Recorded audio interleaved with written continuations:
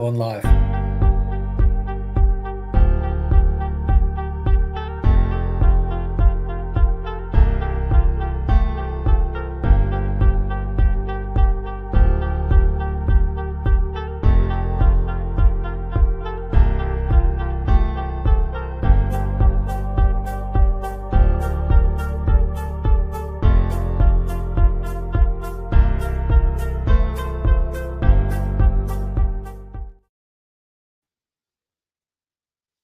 And we're live.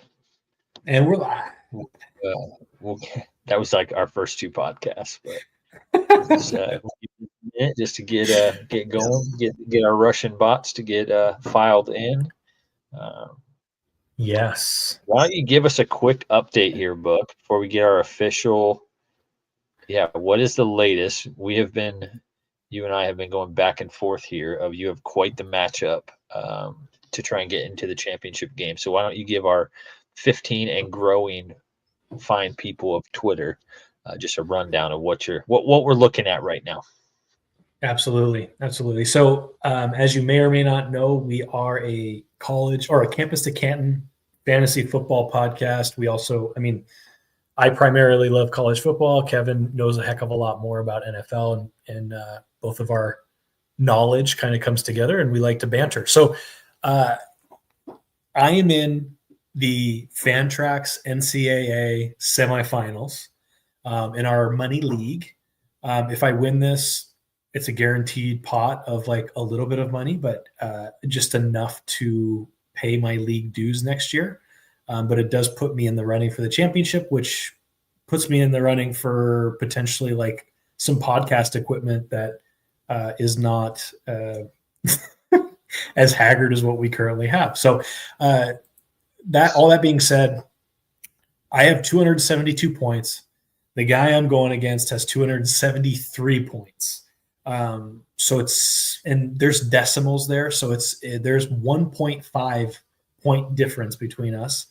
All he has left to play, or the only players he has left, is DJ Giddens for Kansas State for a minute 50. And it's, from what we've been able to tell, DJ Giddens has been pulled from the game because that's a blowout. It's 41-15, Kansas State over Cincinnati.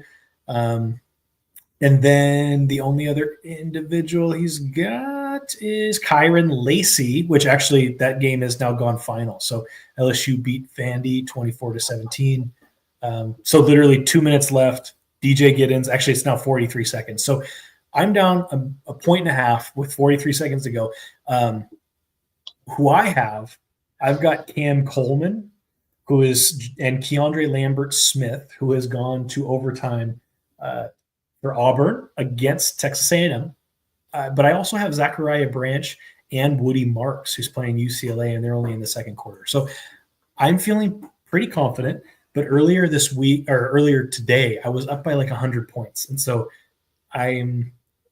the fact that it's this close, I'm a little more nervous than I thought that I would be at this point. So that's the update, and we'll keep you posted as we go. The moment I go up on this guy, if I do, I might disappear for a couple minutes. Podcast is over immediately. On the reverse side, we might be here until you go up. And again, I stood up because my dog was squealing. I don't know why she was in here. And then so if you already mentioned this, but you need about 15 points is what we gather. No, 1.5. Stay on this live stream until 15 points. I know, but best ball, you need 15 points from Marks, or I believe so. So you're down by 1.5, give or take. Let's get the fine folks here exact numbers, because this is critical. So 0.72. I don't know if you're the every time I look I look over, it's because I'm watching the Auburn Texas A&M game. Basically, we'll get the exact math. Okay, so you're down by 1 point. Yeah, you're down by 1.58 points. Your lowest scorer, because it's best ball, so you need Marks or who we got here? We got Joe Marks, and we have Why can I not find your other guy? Who's your other Oh, USC guy? Oh, just had a Branch, ball thrown to Zachariah Cam Coleman. It Branch. was overthrown. So either of them need to be a combined points. You need one of those guys to exceed 13.8 points plus 1.5. So 15.39 is the magic number that we need from Woody Marks. Now, fun fact, Woody Marks is already up to 5.4 points. So you should be, it doesn't feel good to be down points, championship on the line. But I don't know if you're going to be sweating this out till the end of the game. I think by possibly halftime, this is in the bag. So, but again, we will be here. We might have to, I might have to change locations, but we will be here till the wee hours until you are either in the championship or you are crying your eyes out for the fine folks of looks like just X at the moment. So, And alrighty, I don't that want is to shift enough gears. of. If I can, I jump in real quick. I'm sorry. Oh There's yeah, you someone in can our always jump in. league. Okay, great. So if I win this matchup, I'm going against a guy who scored 374 points this week, which is that could be a record just for Fantrax in general. Like I'm looking at his there's no one that scored under 23 points for him. He had two players score over 50 points. And Kevin did mention, to ease my mind a little bit, that law of averages, most likely he's not going to do that next week, but maybe he my does. goodness, 374. Like even if I win this week, I would still get beat by 100 points by this guy. So I just want to throw that in there. Yeah. Yep. Okay, so we have touchdown there, Hunter. That's not Cam Coleman. So the sweat continues, but Sweat we're now continues. going to double overtime. So is there anything better than college overtime? I mean, it's fantastic. You're usually on the college football is way better than the NFL train. I will say, when it comes to the overtime rules, it's not even close, not even an argument. So, all right, let's jump into our podcast, and I'm sure we'll take a few detours as maybe Cam Coleman gets a touchdown here in double overtime, and we'll just shut the podcast down 7 minutes and 30 seconds in just for you to go celebrate. But yeah, if that doesn't happen, then we'll keep it moving. So anyway, welcome everyone to the Sideline Podcast. My name is Kevin Showalter. My co-host is Jared Booker. We are best friends who love college football, and really we're doing this podcast to hopefully we want to create unbeatable fantasy football teams and hopefully help you guys also create some unstoppable fantasy football teams. Thanks for joining us today. You can follow us on X at the Sideline FF Pod for even more content throughout the week. And Booker is always running wild in the comment sections between. Yeah, we won't even get into the specifics. So, also on YouTube at the Sideline FF Pod, you can subscribe and ring the bell on there, and it'll do the whole notification thing, as you already know. But yeah, it'll notify you when we go live with more content. This evening, we're going to break down kind of games from the day. As Booker mentioned earlier, we did our first, or he did our first version.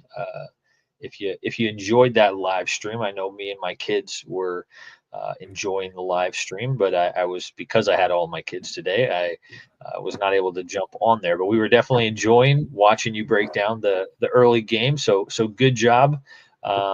If you guys would like us to do more of those morning slate recaps, we were talking about maybe doing them for the NFL in between kind of the morning games and the afternoon. So if that's something you guys enjoyed, let us know in the comments. If you didn't enjoy it, then don't let us know in the comments.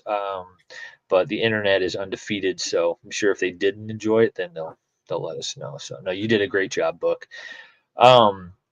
So tonight we're mainly going to be talking about games from the 1 p.m. window on, since you covered. There might be a little bit of overlap in our top performers, but for the most part, we're breaking down games that happen in the afternoon and the evening. One of the games is this Auburn versus Texas A&M, but we can't. We keep wanting to upload our final box score to our the screen that we're sharing, and it just we can't do it because the game is still going. So.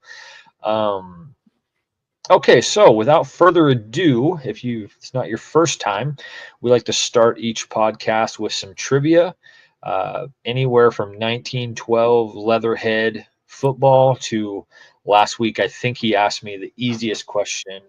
Um, last couple weeks, it's been you asking me questions. Maybe next week I'll get back on the train and have some questions for you. But what do you got for me tonight on the Sideline Podcast Trivia? All right. Well, it is trivia time. And I think that these questions are not as difficult as the leather football helmet questions, but they're not as easy as Michigan, Ohio State. What is that game called? And so, you know what? I think, is that Cam Coleman? Sorry, everybody. Nope, 5. Keandre Lambert-Smith. I have him too. Maybe that puts me over. I'll let you know. He didn't score. Now it's a flag, so pass It's always interference tricky. comes off. So that doesn't count. Whatever you just saw doesn't count. So we'll just keep going. Okay. All right. Trivia time. Kevin. Here we go.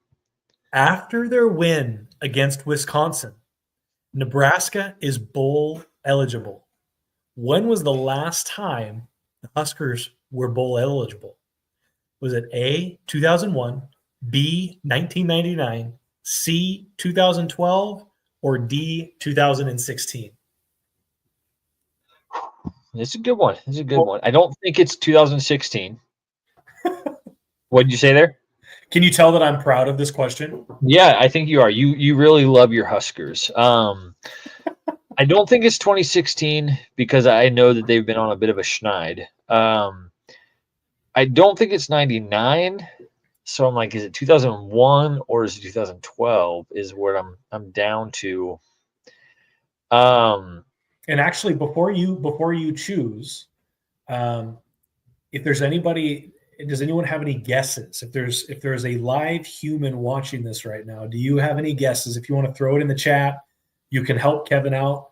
If you don't want him to answer this question correctly, you don't have to help him out. So, and full disclosure, I don't know. Is there a chat on X? Or I think you would just need to comment on the post is how that works on X, where if you're watching on YouTube, there is a chat. I believe on X. Yeah, that is correct. So just, like you said, if you have a guess, drop it in the comments. I'm going to, the thing is we could linger and wait, but I'm guessing that nobody's going to comment on this question. So yeah, don't linger. Prove me wrong while we watch. Okay, did Auburn get the ball first in this overtime? Is that why they're kicked? Because they just scored. So yeah, okay. Yeah, they started the second overtime with the ball. But here's the other good news, if I may. So Marcel Reed, quarterback for Texas A&M, 31.22 points. I have him on my team. Oh, did he? He just needs to outscore Nico Iamaleava, who had 31.96 points. So basically, if he throws a touchdown here, if he throws a couple, like almost anything, I've got it. So there's a couple different ways to victory here. We'll keep you posted. We will keep you posted. And it doesn't look like we have any comments. I'm going to go ahead and post my answer in the comments. No, I won't. I was going to do that, but like this is just shenanigans. So, we have 6 more people. So again, if you know the answer to this question without AI, Grok, or Google, drop us an answer in the comments. I'm going to go with, I've stalled long enough for me to look on Google while I wait. No, I have not done that. I'm going to say 2001 is my final answer. As what was the Who Wants to Be a Millionaire guy's name? Is that Regis? Regis Philbin. Yeah. Yep. We got to get some like ominous music to play while this is happening. But anyway, that's absolutely what we should do. We'll do that for next week. 2001, a final answer.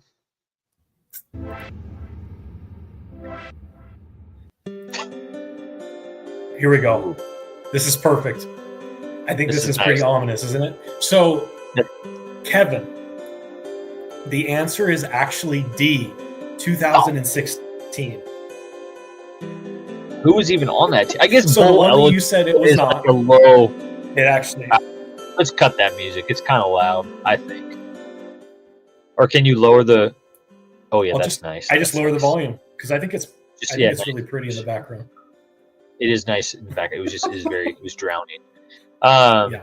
Yeah, I guess I got tripped up on the bowl eligible. This isn't like we went to the Rose Bowl, but bowl eligible is what you won 6 games. Does that sound right? So that has changed throughout the years, but probably. But so the answer is D. 2016, the Huskers went 9-4, and okay. I did not plan this, but it turned out well for me because they played in the Music City Bowl against my Tennessee Volunteers, and they actually lost 38-24. So go Vols! But that was the last time Nebraska was bowl eligible, and so they're bowl eligible as of today with their win against Wisconsin. Congratulations, Cornhuskers! Growing up, like I remember being pretty young, watching college football with my dad, and he was kind of teaching me about the different teams, and I don't know. I just remember him telling me about Nebraska and how, like, just the fan base at Nebraska. It's just a classy organization. People love. They've got a great following, and so congratulations, Cornhuskers. I feel like there's been some long suffering there. I think you've got a team that not only will be good this year, but in the years to come. So congrats. All right. So I would like to raise the stakes on the next question, Kevin. Are you okay with me doing that? Oh, yeah. I don't know what the stakes were on the first one, but sure, raise them up. Okay. So, yeah, now I'm doing some rock music. I think here's what I'm going to do. The lead. Whoever, let's see here. Whoever answers this, like if there's 52 people, any live human that answers this question correctly, and we'll give a couple minutes. We'll banter for a couple minutes. Okay. I know where you're going with this. But if you answer correctly, I think we should let someone in on our listener league for 2025. We're starting a Campus to Canton listener league, college football to NFL football. We've got a couple of guys in there already, including Kevin and myself. And if you guess this correctly, or even if you Google it and you get it correctly, and you'd like to be a part of the listener league, we'll still let you in. First correct answer. First correct answer. So here's the question. Go ahead. To everyone, including Kevin. How many teams have secured their spot in the conference championship game in their inaugural season with the conference? Does that make sense? Like their very first season in a brand new conference, they are now in the conference championship game. How many teams this year have done that?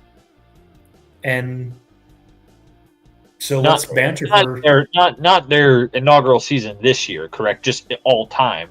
Their first season in a new conference. This year. Right? This year. Okay, and just so, like as you're talking. Yeah, okay.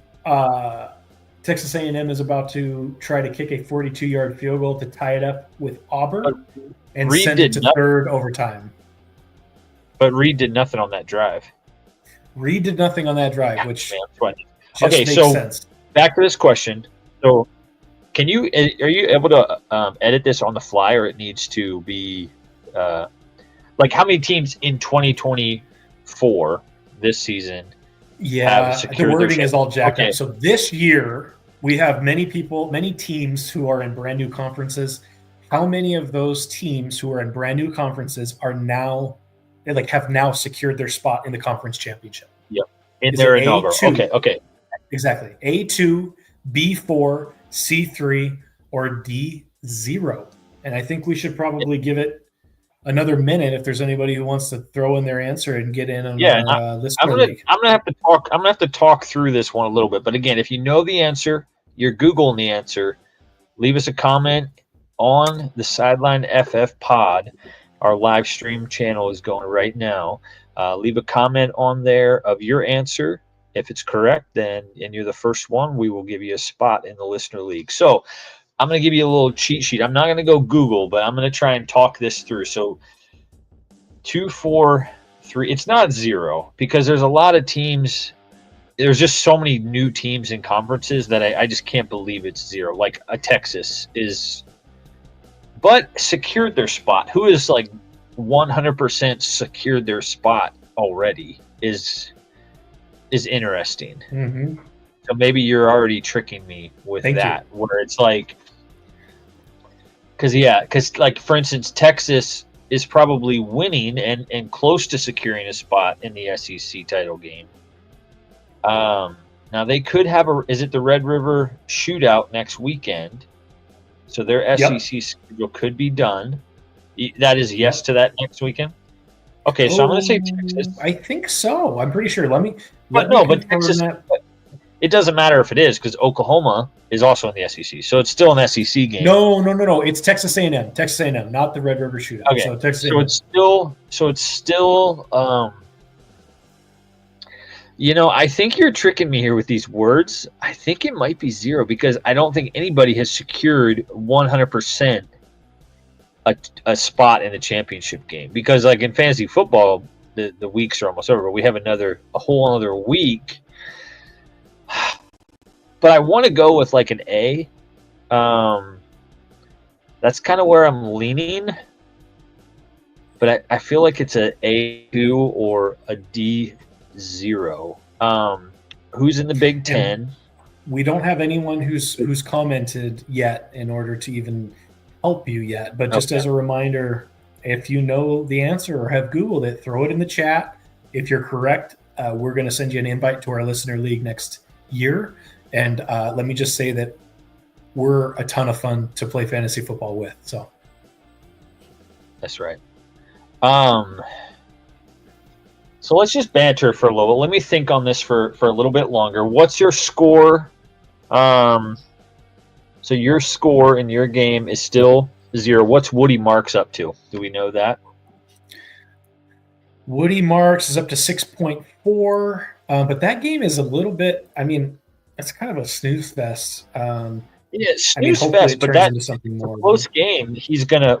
But I'm like, okay, here we go. This would be a good poll to put up. Why don't you post this poll? Nah, never mind.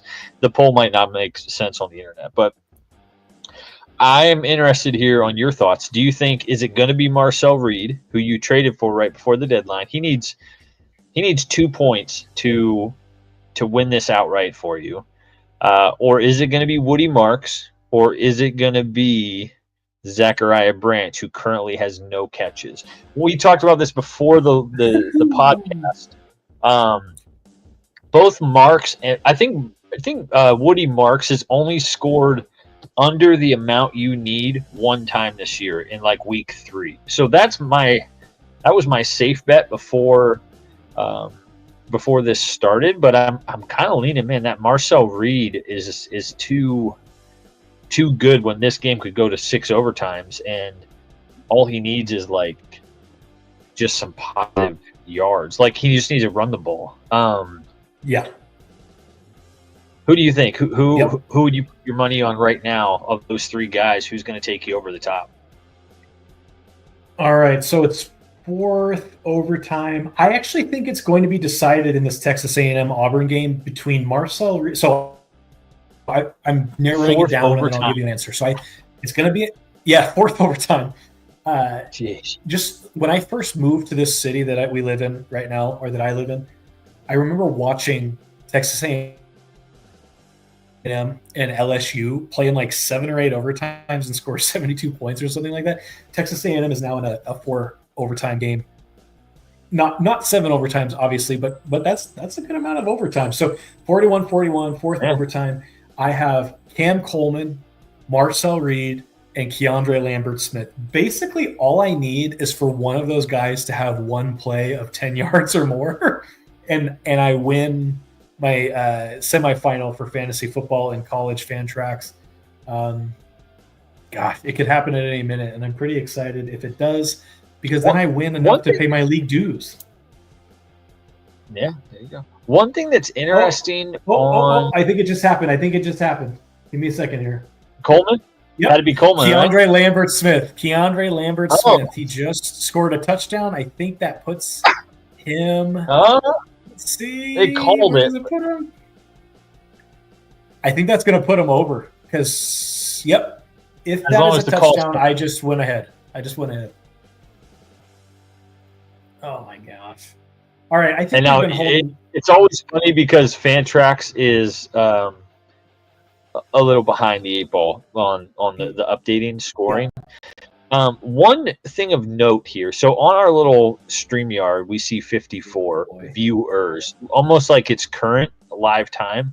When you go on X, it says 53 views. So we joke about the Russian bots all the time. I wonder if we see that 54 number, like, oh man, we got 54 people on here. I don't think that's the case in the internet. I mean, you hear stuff about the internet all the time of like, you can't trust the numbers that you see. I think we've probably gotten duped a little bit on the numbers that we've seen at times. We're like, oh man, we got 50 people on here with us. I'm not sure about that. So I will give you guys one more minute. If there is some viewers out there joining us on this stream, leave us a comment with your answer to this question. I think Book's excited over there, but leave your answer to this question. How many teams have secured this spot? Go ahead. Auburn just won the game, but so I forgot after like the third over. It's either the second or third overtime. They go to 2-point conversions. So Keandre Lambert-Smith caught a 2-point conversion, and that put me within less. I'm 0.98 points from winning now. I'm still not winning, but I am that much closer. So it just like it just inched you closer, but it didn't actually. Because usually in the NFL, 2 points is worth 2 points. Yeah, apparently not here. Man. Okay, in our Fantrax, a 2-point conversion is only 1 point. But if he added that 1 point, how are you not closer than? I guess you're only down by 1 point now, but you were down by 1.58. I'm not sure how that works.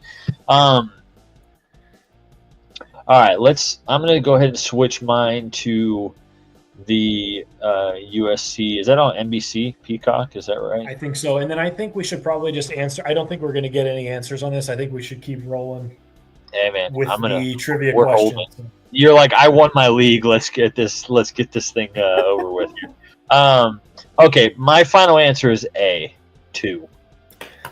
Oh, Kevin, you are 0 for 2 this week on trivia. The answer is C, 3. So as of today, SMU locked up the ACC.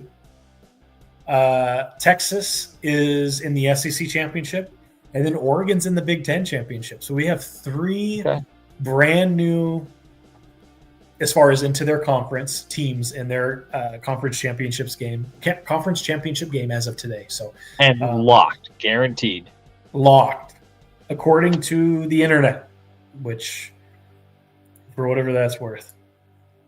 All right, so very good. I wasn't trying to discourage us there with that viewers versus views. We're going to just keep plugging along, and again, here we are. So, all right, so thanks. That was our longest-winded trivia yet. But given the stakes, we kind of said from the jump that this is going to be a bit of a wild goose chase of a night. So we'll try and stay as focused as possible. Nope, I just saw Woody Marks celebrating. I don't know what that was all about, but I think. Let's see.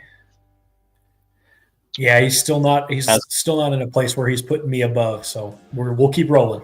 As I was talking, I'm gonna turn this music down too. Yeah, you can probably just turn it off. We'll just do that. It's off. It's gone. She gone. You're the man. Okay, so Marks is up to 8 points. You need 15 out of him. So you're well on track with that. He is a PPR machine. I think you're going to get it. So, all right, here we go. So we're going to give a shout out again this morning. We kind of already did this, but the morning slate recap. That was really awesome. We recapped your playoff team.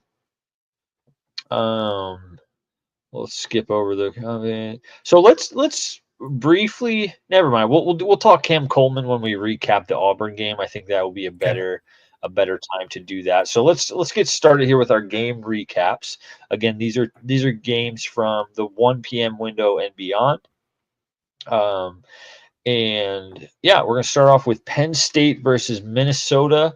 There's only two things I had noted on here for fantasy guys that you were probably counting on. Nick Singleton, 63 yards and a touchdown. Also had 6 catches for 37 yards. I don't have his total fantasy points on the day, but that's a solid outing for a running back. Again, this week with 2 running backs over 50 points, it's obviously what you're comparing it to. But one other thing of note in this game, Tyler Warren, 8 catches for 102 yards. I know you are staring him down next week. We've talked about this, here we go. Stat regression, or what things will come back to the mean type of thing. Tyler Warren, I think, is the opposite. He has been so consistent in fantasy football. We've talked about how the tight end position, especially in college, is so volatile, where he has been just such a consistent force over the past few weeks. I'm just pulling him up now to see. Yeah, he is the number 1 tight end on the season over the past 3 weeks, 22, 43, 30 points. It seems like Penn State has figured out, hey, we're going to feed the big dog is how we're going to try and win games. And honestly, that's probably smart for them. So I would say next week, I wouldn't expect a down game from Tyler Warren. I do think maybe his running backs don't go for a 50 burger each guy. But the only other thing of note in this game, if you were counting on Drew Aller, it wasn't a disappointing day, but only 1 touchdown. He didn't run the ball. I guess he did maybe salvage your day with a rushing touchdown. So he probably didn't sink your week, but you were hoping for more. But this was a scrappy Big Ten game, not a shootout. Just probably a better game to watch than from fantasy football point perspective. So I think that's all I have for that game. And we're going to just take turns here. We'll just alternate. So if you want to, we just actually wrapped this game, but if you want to jump into Texas A&M versus Auburn, we'll let you go now. Absolutely. Which is fitting for me because I absolutely love the SEC. I think it's the best conference, regardless of any of the new conference alignments and people that have been added and taken away. I think the SEC is elite, and I'm willing to fight anyone verbally who disagrees on Twitter only, because in person is a different story. So anyway, Texas A&M, Auburn. Texas A&M ranked 15 in the nation. Auburn unranked, 2-5 in the conference. I think Auburn has underperformed primarily because Peyton Thorne, as far as the first 5 or 6 games, he just was not. There was some quarterback controversy and different. I think Hank Brown was in there at one point and maybe one other guy. So I think Peyton Thorne has found his footing. Obviously, if you were watching that game, you saw that Auburn pulled that game out 43-41 in overtime. I believe it went to 4 overtimes, like we said. So if you were in the playoffs, you're probably happy. As we'll start with the A&M side. So Marcel Reed, he went 22 for 35 for 297 and 3. He did have an interception, but he's only a freshman. And so if you have Marcel Reed, and let's be honest, as of last week, I do. Oh, is he a sophomore? Yeah. Thank you. Sorry to correct you. Mid, but yeah, he is a sophomore this year. Yeah. Okay. So sophomore, still young though. I think he's the future of Texas A&M. If you have him on your team, which I do now, in the playoffs, you're probably pretty happy because he also had 21 carries for 66 yards. And so he's that dual threat. Noah Thomas, wide receiver for Texas A&M, he had a big day. 5 receptions for 124 and 2 with a long of 73 yards. So, I mean, he's sitting on our waiver wire. I don't know if I'm picking him up because he's not been consistent, but he had a big day. On the Auburn side, Peyton Thorne actually looked pretty decent. He threw 19 for 31 for 301 yards and 2 touchdowns. He also had an interception. He ran for 11 and 38. Jarquez Hunter, he rushed 28 times for 130 yards and 3 touchdowns. So Big day for Jarquez Hunter. And then atop the stat list, we've got Cam Coleman and Keandre Lambert Smith in the Auburn receiving stat line. Cam Coleman, freshman, 7 for 128 and 2. Keandre Lambert Smith, 2 for 104. So, truthfully, if they had a quarterback in there that was pretty consistent, I feel like Auburn they have a different season altogether, but they've really struggled at the quarterback position. So, if you had, just to recap, if you had Jarquez Hunter, Noah Thomas, Cam Coleman, and even Keandre Lambert Smith without any touchdowns, 2 for 104 is not a bad day. You're probably pretty happy. Just a big SEC matchup at night. So, all right. So moving on here, let's go with Texas and Kentucky. There's not a lot of top performers in this game. A few things of note is Quintravion Wisner, 158 and a touchdown. And if he started Jadon Blue, a flex option, 96 yards and a touchdown.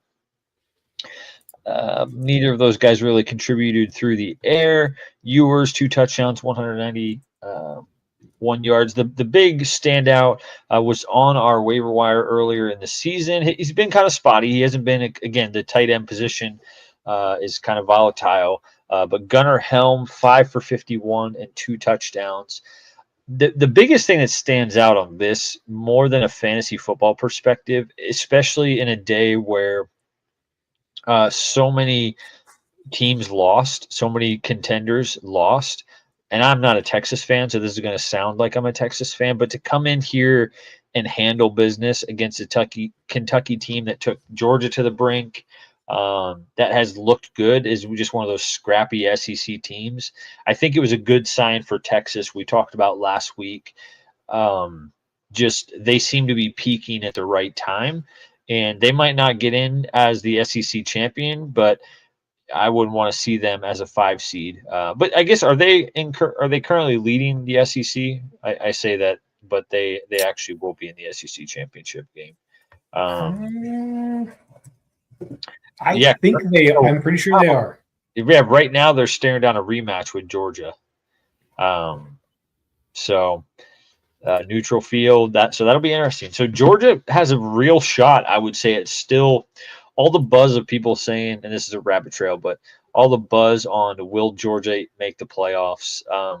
They still could be one of the top 4 teams getting a bye very, very easily. So,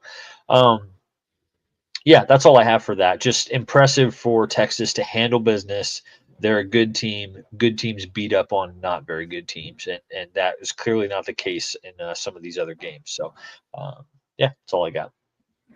Awesome. So I do want to touch on that game before I move on to the next game. Gunnar Helm. He was on our waiver wire earlier this year. I really wish I had paid up for him. I really think that the Gunnar Helm is going to turn into quite the asset to have on your fantasy football team. So if he's sitting there, I would pick him up. I doubt he's sitting there though. Yeah. So moving forward, SMU and Virginia. SMU, as I said, locked up the ACC, or they locked in a spot in the ACC championship game. They're ranked number 13. They walked into the Virginia Stadium and demolished them 33-7. I am very impressed with a few guys on SMU's team and not super impressed with basically anyone on Virginia, if I'm being honest. So Kevin Jennings, quarterback for SMU, 25 for 33, threw for 323 yards and 2 touchdowns. So QBR rating of 89.9. I think he's been pretty solid. And he was not the starting. Can you help me remember? He was not the starting quarterback for SMU was it Stone? Like Preston Stone? That sounds right. I feel like Stone maybe got hurt. Because I know Jennings, I think Jennings was like week 1 waiver wire, and we were doing waiver wire at that point, but it was like week 1. He was, hey, let's get this guy into lineups, and yeah, he stepped in and done a great job. Yeah. Go ahead. Yeah, and I don't know exactly what week Preston Stone was injured, but I mean SMU is 10-1 in the ACC, and so very impressive year. Kevin Jennings at the helm. Obviously, the other story for this team is Brashard Smith, the running back, 19 carries for 63 yards and a touchdown. That's actually a lower. That's a lower total than we've seen in the past. I'm trying to pull up his numbers real quick if I can. Yep, there he is right there. So he has scored a lot of points in fantasy.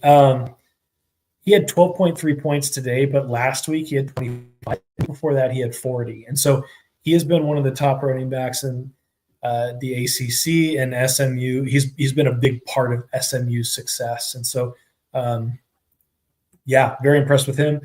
As far as SMU receiving, Moochie Dixon, I don't know that I've heard that name, but he had 4 for 89 and no touchdowns. Roderick Daniels, 5 for 58. I don't know that. I mean, people may have LJ Johnson Jr. on their team. I believe that's the gentleman who's had the most work throughout the year.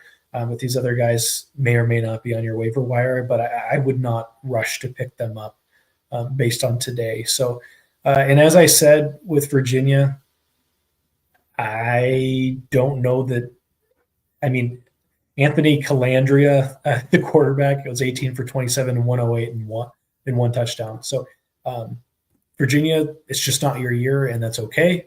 But I'm not rushing there. So, yeah, and two things I'll add in here. This one we put in there mainly as a highlight in SMU. I think in the ACC they've not gotten a lot of love because I think people still think Miami is going to the ACC title game in Charlotte, Panther Stadium. Shout out, we've been there to that game, but they're not. I mean, crazy things could happen next week, but again, SMU has California on the road, early game for Cal. That's known as a hard thing for a West Coast team to travel. And Clemson has South Carolina, so Clemson is locked into the ACC title game. So, Miami is who did Miami lose to again? Georgia Tech. They lost to Georgia Tech. Yep.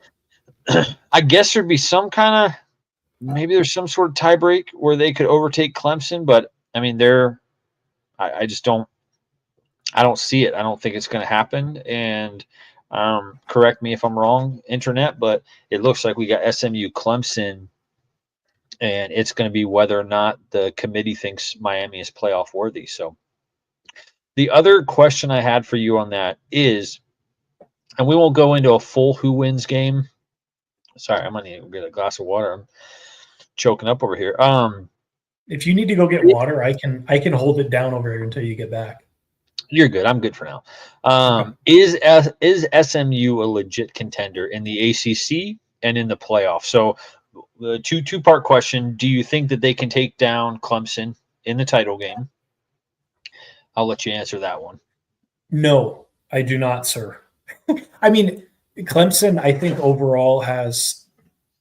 I mean, they've got the talent. So but Clemson has been so hit or miss. If Clemson is on, they will destroy SMU.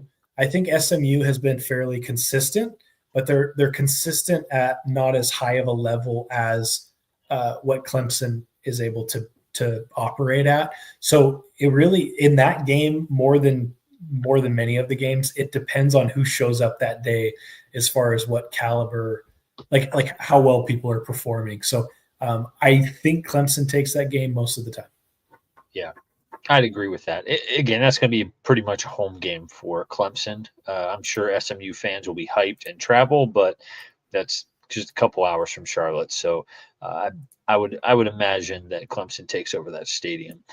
So then part two is, and this would be where interesting from a committee perspective, is the losing team in these championship games. How do they treat those teams? Is that a punishment because they lost an extra game? They got to the title game and they lost, so they don't get to go to the playoffs. Like, how are they going to view that? So let's assume SMU beats Clemson. Otherwise, they might not make the playoffs. They'd be a 2-loss team. I don't know how they're record, strength of schedule, all that lines up. But let's assume they beat Clemson by some chance. What kind of contention do you give them in the college football playoff? Maybe they make it past the first round. And it's an interesting point that you bring up. I'm jumping ahead a little bit. Ole Miss lost today to Florida, and Lane Kiffin. I didn't read the article or anything, but I read something like a headline online that said, like, Lane was talking about like it being advantageous to miss the conference championship game, because if you go to the conference championship game and lose, then you have less of a chance to go than if you are just right on the fringes of going to the championship game. So that's a really interesting, I mean, that's something that hasn't really come up. But with this new playoff setup, the way they have it, it is something that will certainly play a part. And so to answer your question though, go ahead. Go ahead. No, you answer. SMU makes it. I think they maybe make it one round. I mean, they're not a blue blood. I think that they've got some talent, and they're well coached. But it would be luck if they made it beyond first round. So. And if they won the ACC, they would get the first round bye, and then I still agree with you. I think if they're facing any SEC team in that next round, their first round, I don't know who would pick them to win. One thing that was impressive looking at their box score is just how well they spread the ball around. Brashard Smith is a clear alpha on this team, but other than that, the wide receivers, nobody had over 6 catches and nobody had under 3. And so that was 6 different guys.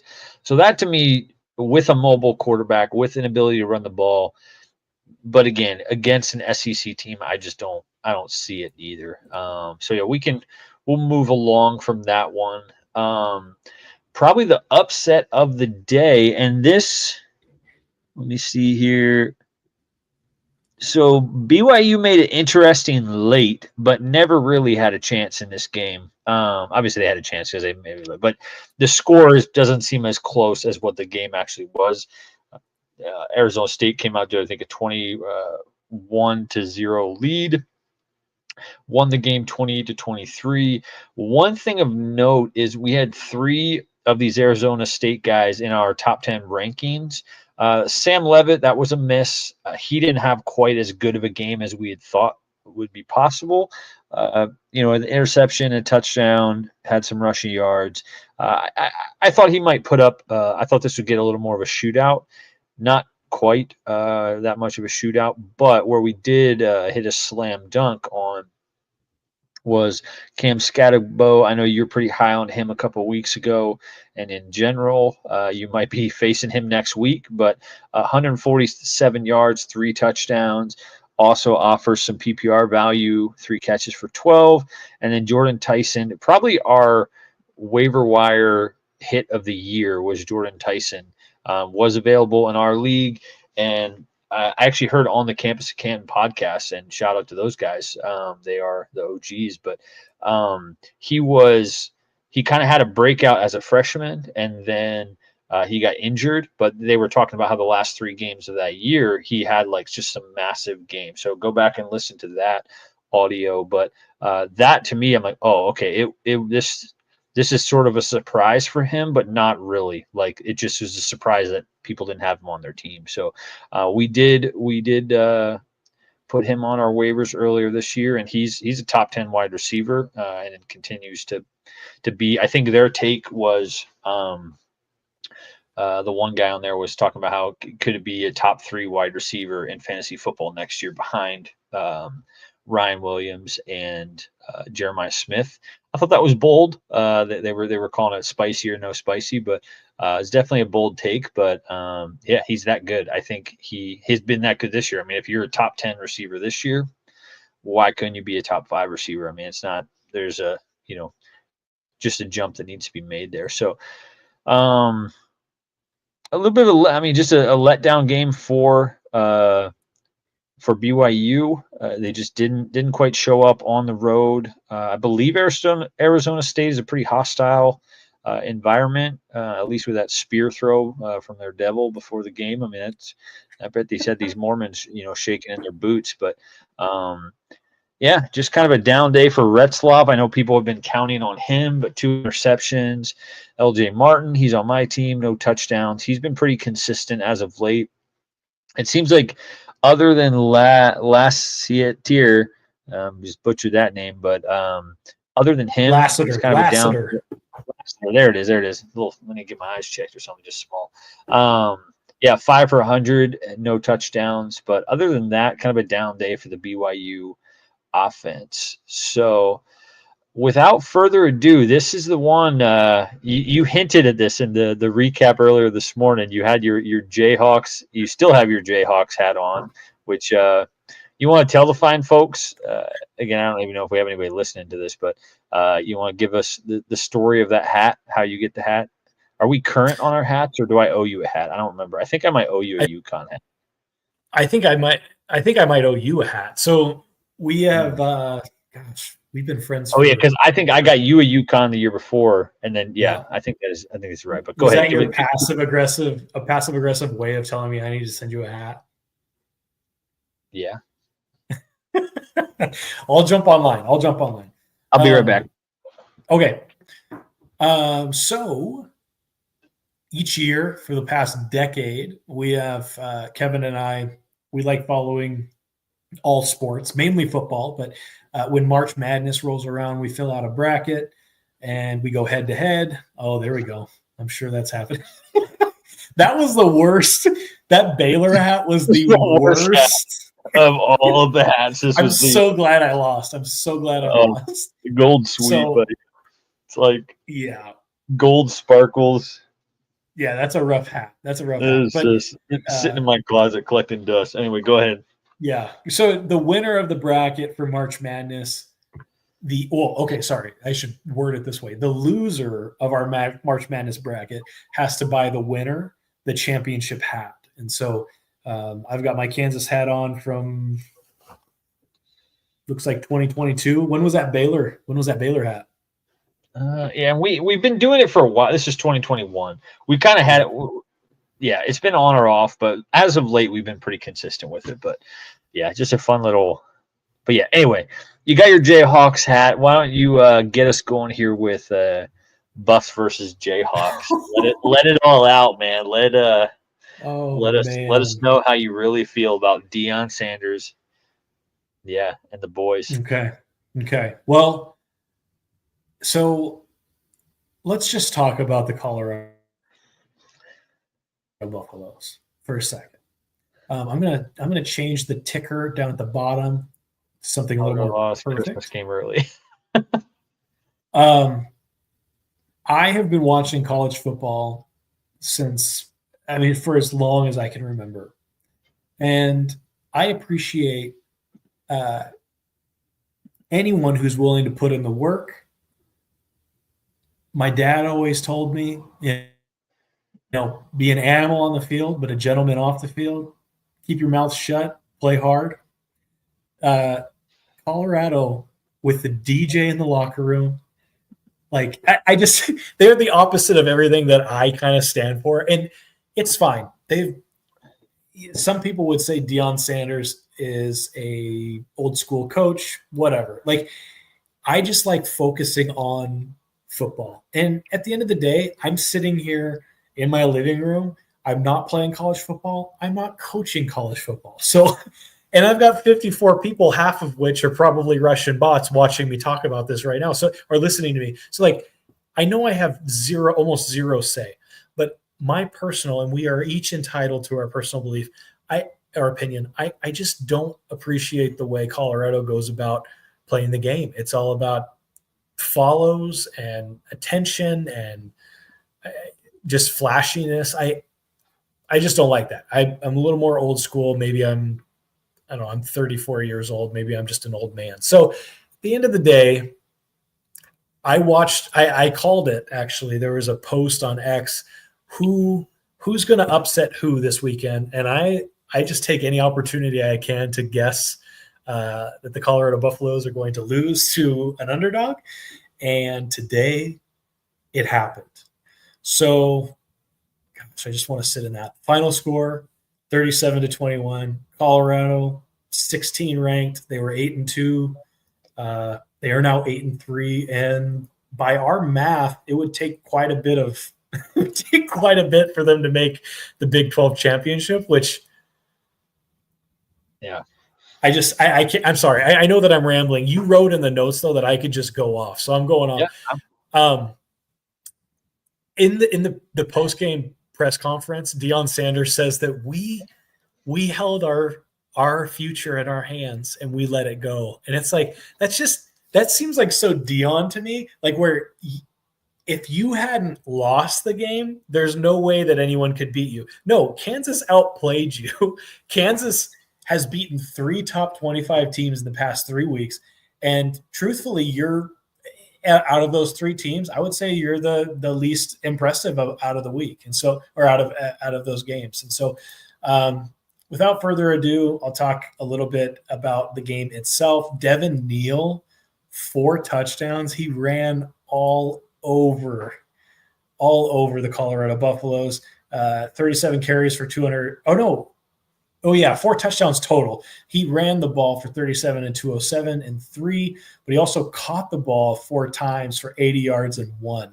So when I look at the stat sheet, I'm not seeing anyone else who really stands out. Devin Neal single-handedly crushed the Buffaloes underneath their little webbed foot. Shedeur Sanders, he actually had a decent game, 266 for 3. Travis Hunter, he had 8 for 125 and 2. Great job. You still lost the game. And man, do I love that. So at different times, just to prove my point earlier, like you've got Travis Hunter hitting the Heisman pose in the end zone. Like Gene T is obviously the more elite player. Like it's fine. You can hit the Heisman pose. Shedeur Sanders pushing, like shoving a referee in the back. I just can't get on board. And so I enjoyed that loss today. And in some cosmic college football world, justice was served. And at the end of the day, Deion Sanders, Shedeur Sanders, Shiloh Sanders, they're driving home in their Bentley right now to their multi-million-dollar home, and they're going to sleep really well tonight. I just enjoyed that moment in my middle-class world. So I'll leave it there. You sure? Is that it? I probably could keep going, but we're just gonna let it go. I think I feel good. Be a whole lot of editing there on the pod. No, just the one thing. So big news this week. Juju, don't remember his the rest of his name, but the top number 2 recruit in college football for next year. He committed to Colorado this week on the McAfee show. I'm curious. I'm like, as soon as I heard him commit to Colorado, I was like, I don't think he's going to Colorado because I don't think Deion's going to be there. So do you think Deion is the coach for Colorado next year? Is just a simple yes or no question. Are you sure you just want a simple? Because I actually have more to say. Sure, go ahead. Okay. Yeah, well, let me do 2-part and then you can go. Is he the coach for Colorado? And does he coach Shedeur in the NFL next year? And go. No and no. He's not going to be the coach of Colorado, in my opinion, because Deion is all about Deion. So he's going to be gone. I don't think he gives a rip about Colorado. He's there because of his sons and for his ability to just kind of garner more attention. Once his sons leave, I think he's gone. I saw a commercial today that he's like doing like a talk show with, I don't even know. It's on like some off-brand TV channel where he's doing a talk show, and it's like, come on, man, just like coach football. I focus on one thing. Anyway, he's not going to be at Colorado, and I don't know that there would be any NFL franchise that would be willing to hire the guy. I feel like he's too busy He's too busy. We got to focus on one thing. So no one know. I'm going to say no to the coach of Colorado, but well, I don't know. I would say if he's not coaching Shador, I don't think he goes to the NFL. I think it's going to be a package deal, or I think he stays at Colorado. Is my thought. I think they back up a Brinks truck and they say, "You have turned around." And so the props, you are such a Dion slanderer that here am I, a diehard Eagles fan, trying to defend an ex-Cowboy is like painful to my existence. But the turnaround at Colorado is undeniable. Like they were bottom 5 program in all of Division I football, with a football program and a decent stadium, and not UAB coming out of the dark seasons. Like they were a bottom 5 team universally. So to take them to 8-3 on the brink, having a chance at the college football playoff, first round bye is remarkable coaching. I think their inability to run the ball is why I don't think he gets maybe a job at the next level. That being said, back to those Cowboys, I could see Jerry Jones doing something real dumb. And you know what? We're going to pay Dak Prescott $60 million. We're going to draft Shador, and we're going to hire Dion, and best of luck to him figuring that all out. Yeah, so I don't know. I think if Dion's there, obviously the Juju the quarterback is going to be there. If he's not, I think it's 100% that he transfers. So, well, let's put a bow on that for the Dion Colorado talk. Yeah, again, the turnaround is undeniable, but looking at this box score one more time, you just see the power football of Kansas. And that's why it's impressive to see a Boise State, back to the Heisman debate of these two. Boise State is running the ball. Teams know they're running the ball, and they're still doing it. On a less talented team, they are winning more consistently, and they are probably going to make the playoff. And so it just blows my mind how it has to be not committed to running the ball. 13 carries, 42 yards, 3.2 yards a carry. Again, 26 of that is Shador. So 42 minus.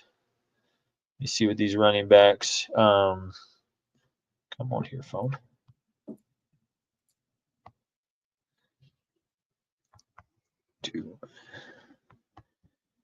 So the running backs got 16 yards on the ground and on 9 carries. So 9 carries for 16 yards.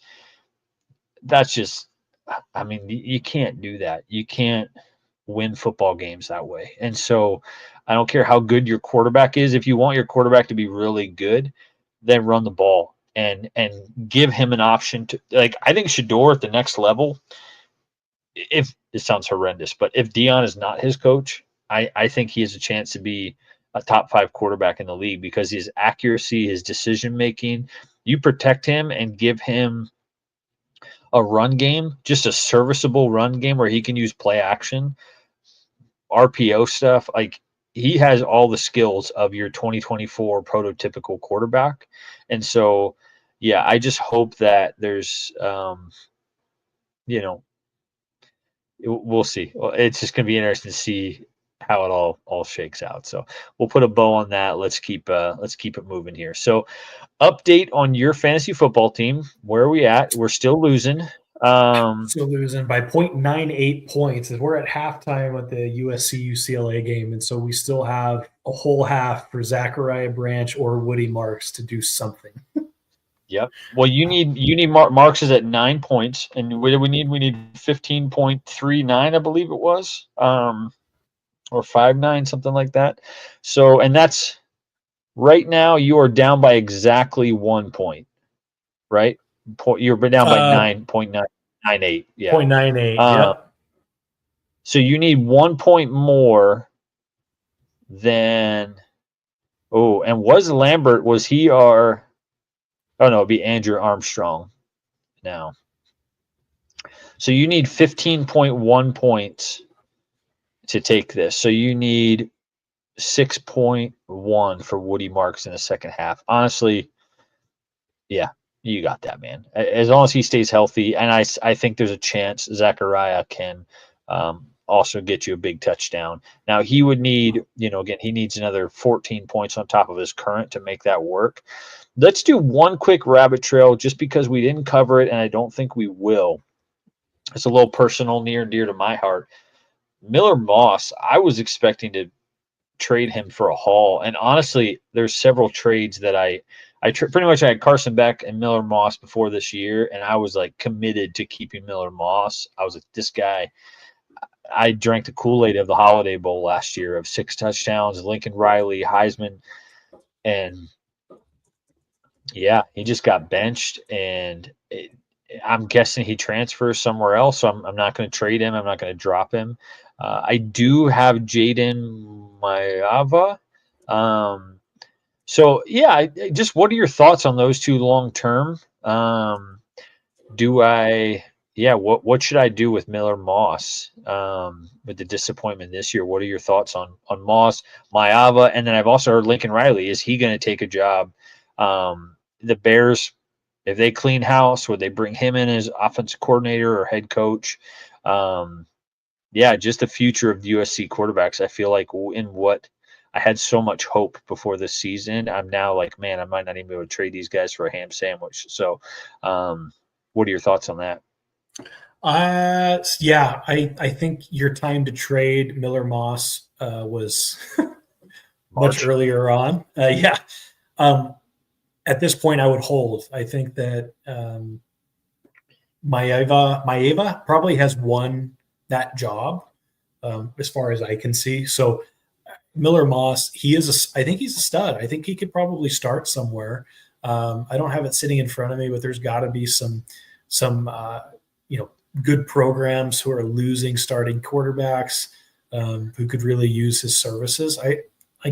I wouldn't doubt it if he transferred. And then, truthfully, from there, I'd probably dump him once he got traded to not traded, but once he entered the transfer portal and went somewhere else. But, yeah, it's kind of a tough break, man, because you held on to him. And he had, after that bowl game last year, he had quite the stock. And there was a lot of hope for him this year, but it hasn't really panned out. So, yeah. My Ava looks like a dude. But the problem is, back to the conversation we were just having, is USC putting a team?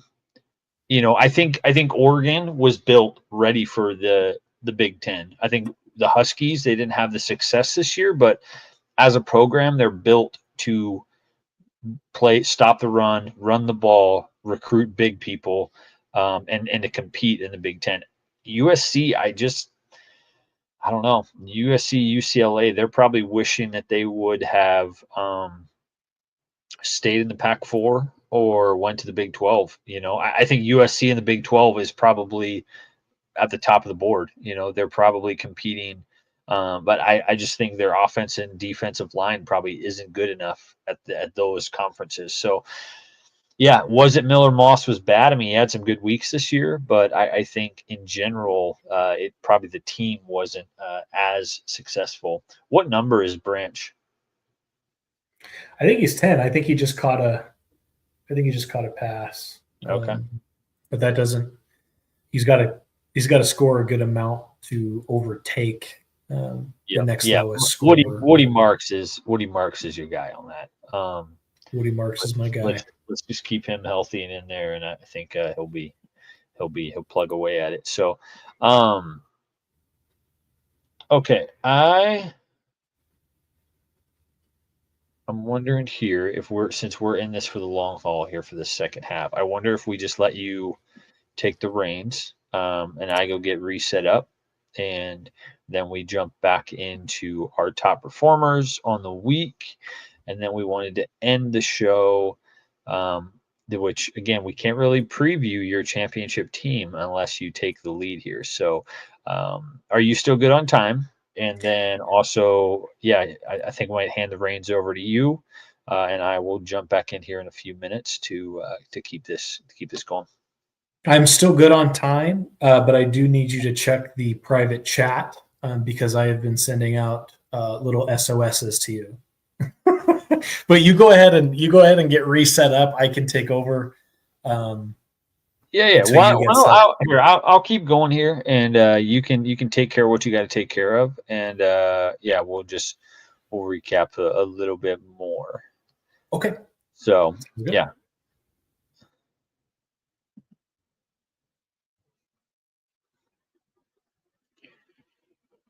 All right. So let's look into some other games for this week.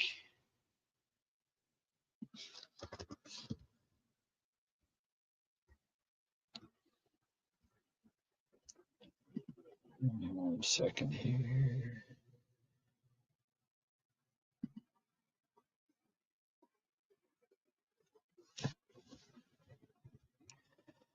Okay, I thought a big one, fantasy. I know some of you guys probably play all of Division One, so you've been following the Army Black Knights a little bit closer. Bryson Daly has been an absolute beast all year. We only play Power Four, so it's not as I have been following the Army story because it's just why wouldn't you want to see a triple option in the college playoff? But tough loss for them today. It's going to be interesting where Notre Dame they're not going to have that conference championship, but I do think money is going to talk when it comes to the playoffs, and I think the committee at 10-1, 11-1 is going to put Notre Dame in. Their only loss came. That Northern Illinois loss though is just brutal. But wins over Texas A&M, Louisville, Navy, Army. If they beat USC next week handedly, I think that they make it in. From a fantasy football perspective. Jeremiah Love, 7 carries, 130 yards, 2 touchdowns. Have a day, sir. Riley Leonard. Again, this is a very efficient beatdown for Notre Dame Irish. When your quarterback throws the ball 13 times and your star running back runs it 7 times and you put up 49 points, that's a good day at the office. So some of that is probably ball control. I am going to check the time of possession just because this is just an interesting case study on. Army possessed the ball twice as much as Notre Dame and lost by over 35 points. So just tough break for Army. I think they were hoping that maybe Boise would slip up and they could sneak in. It's been quite the effort by Bryson Daly. He honestly has been one of the best rushers in the all of college football this year. His stats on the year, let's see here, is where'd it go? So on this season as a quarterback, he's got 174 carries, 1,000 rushing yards, and 21 touchdowns. So he's really been carrying the Army team. So those of you who play in all of Division One, he's been just a stalwart. Again, we don't get the joy of him, and he's probably not going to make it to the next level. He's probably going to go serve our country and do awesome things. But from a fantasy football perspective, you really like what you've gotten out of him this year. He is a senior, so probably going to say goodbye to him. Let's see what else we got here for recapping. I believe Booker is back, but you talking about the Army Notre Dame? Army Notre Dame. What are your thoughts on that game? Any Miami handle business? I do have. Before you move on, I do have thoughts on that game, and it's really quick. No. Notre Dame needs to stop getting cutesy with their uniforms. Just wear the normal ones. Those are the ugliest uniforms that I just don't even look them up unless you want to. I'm certainly going to do that now, but go check out you go make an appointment with your optometrist to get some eye therapy. They're disgusting. Anyway, Notre Dame looked good tonight. How much of the Indiana Ohio State game? Again, I was watching the live stream earlier, but I also had 3 kids hanging off of me. So, how focused was I? But you did a great job. As far as how much you covered Ohio State, Indiana, did you get into that game quite a bit? You want to jump into that some more now that you've had a couple hours to think on it? I did jump into it, and really nothing changed. That game was well in hand by the time we finished that live stream. So, but if you need to change locations, I can ramble. I got this. I've got some important things to say. Yeah, why don't you keep rambling? Things I was looking at here was the Georgia game, beat down, but some fantasy performers there. Boise State pulled out another one. Obviously, a big day for your Tennessee boys. So yeah, I want you to keep recapping, and I will jump back on here in a few minutes. So USC had to punt. We're still. Did Marks get any points there? Because I know the Russian bots are following along. Nope. He did not get anything on that drive. So, gosh, man, this is entirely just for everyone. Just so everyone knows, I was up by 100 points at like 11 a.m. Pacific time this morning. I thought this was well in hand, and now I'm sitting here down 0.98 points in a money league to go to the championship game next week. I don't even know. I don't. Brutal, man. You can go ahead and switch locations. I'm going to talk about the SEC for a little bit here. SEC. So SEC. Let me change. Actually, give me one moment here. I'm going to put this up here. So the Volunteers, they played UTEP today. As if you follow college football, you are fully aware of that. They are ranked number 11, beat them 56-0. Nico Iamalieva had 4 touchdowns, 209 yards. Dylan Sampson had 1 touchdown and 77 yards. Even Mike Matthews, the freshman phenom, he had a touchdown and a couple of targets. You expect that out of UTEP or out of Tennessee against UTEP. So, I mean, that's not even the headline here, though. The headline is that Tennessee was the winner of the SEC today. If we scroll through the SEC results, Texas beat Kentucky. Nothing is changing there.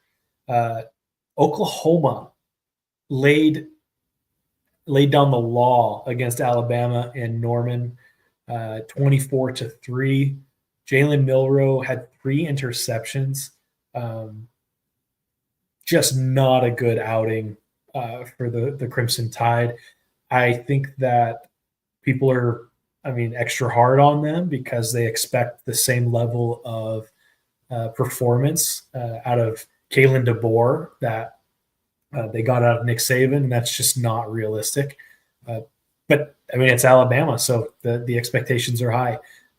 Should not have gotten beat by Oklahoma by that amount, or at all, in my opinion. I think Oklahoma was the dog in that game, and they pulled it out. So that being said, Alabama at number 7, they were handed their 3rd loss of the year. Ole Miss handed their 3rd loss of the year. They played Florida in Gainesville, in the Swamp. I think I had seen something about Lane Kiffin saying that the Swamp was not like a formidable place to play, and probably true early on in the year. But Florida's rolling. Those guys they played well last week, and they show up today and they hand number 9 Ole Miss their 3rd loss, basically knocking Ole Miss out of contention for the playoff. Jackson Dart had 323 yards and 2 touchdowns. The big storyline there, as far as Jackson Dart goes, is that in the last minute, the guy threw 2 interceptions and almost 3 interceptions. There was 2 that counted. The third, there was one prior to the final interception that sealed the game. that had hit the ground, but 3 like errant balls that he threw, and just I mean that sealed the deal. Let's see here. Caden Lee for Ole Miss, he's really come on. 5'11", 175. He had 94 receiving yards on 6 receptions and 1 touchdown today. He's with Trey Harris missing some time because of an injury. He's kind of been the guy who stepped up. I thought Juice Wells would be the guy, but just has not panned out that way. So Caden Lee, Florida beats Ole Miss. So Ole Miss is out. Georgia, because of all of these losses, I think they're in the SEC title game, but they played a pretty tight game against 2-8 Massachusetts. Kirby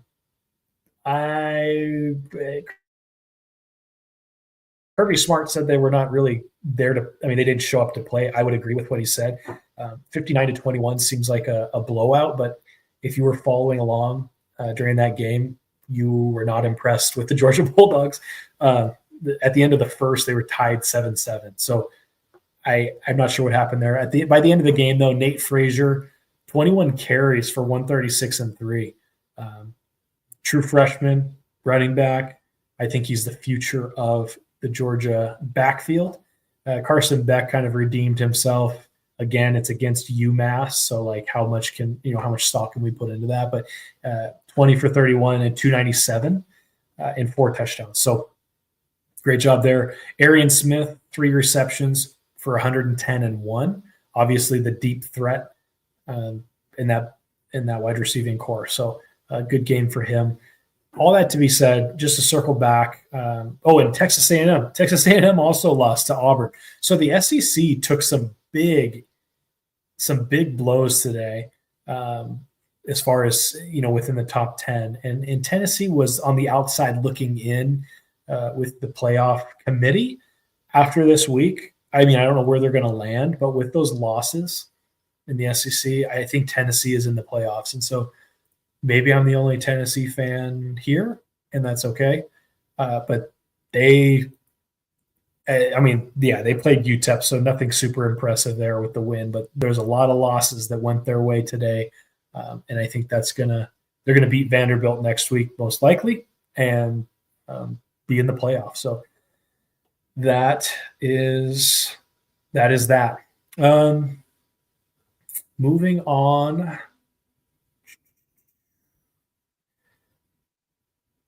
Missouri. So I kind of posed a question on X earlier today. Mississippi State and Missouri. I feel like Mississippi State is one of the more interesting teams in the SEC because their record is pretty bad. They're 2-9 total or overall, and 0-7 in the SEC, which obviously is not good. But they have some players. They've got some players on their team that do pretty well. Kevin Coleman Jr., he's had quite a year. Today he had 58 yards, no touchdowns, but over the course of 2024, he's had 756 yards and 5 touchdowns. So he's played really well. I feel like Mario Craver, he was not playing well today. Wow, goodness gracious. Yeah, he didn't catch a ball today. Mario Craver, though, freshman, he's done pretty good as far as a deep ball threat. The receiving core for Mississippi State also includes Kelly Akharai, and I definitely messed that up, but he was pretty quiet at the beginning of the year, but he had 3 for 64 today. I believe he played for UTEP last year and had a pretty solid season. So, Mississippi State scored 20. Missouri scored 39. Missouri's ranked 23. I think they've been underperforming. Nate Noel had 25 carries for 95 yards. The story, though, here is Marcus Carroll, 14 carries, 61 yards, and 3 touchdowns. So I did not watch that game, but maybe someone could fill me in. Like, is he like vulturing those carries on the goal line and getting those getting those touchdowns. I'm not sure. But obviously he didn't have as many yards as Nate Noel did, but those 3 touchdowns, that is in the fantasy world, pretty great. So Luther Burden, 7 for 91 and 1. He has been pretty steady, but I think he's still been lower than what maybe people expected for him over the course of the year. And Theo Weiss, 4 for 72. Someone that I had my sights on is Joshua Manning. He's actually number 0, 6'2", 199. He's only had 11 receptions for 156 and 1 this year, but he's a stud. So he's someone to keep an eye on, especially if you're not in the playoffs right now and your league is still allowing you to go on the waiver wires.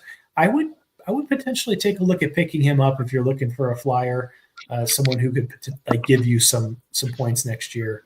And someone I'm surprised by on Missouri is Brett Norfleet, their tight end. He's 6'7", 235. He's only had 21 receptions for 161 and 2. The guy he's huge. So I don't know. I read an article early on this year that Brett Norfleet would probably be like the breakout tight end of the SEC, and that has not panned out.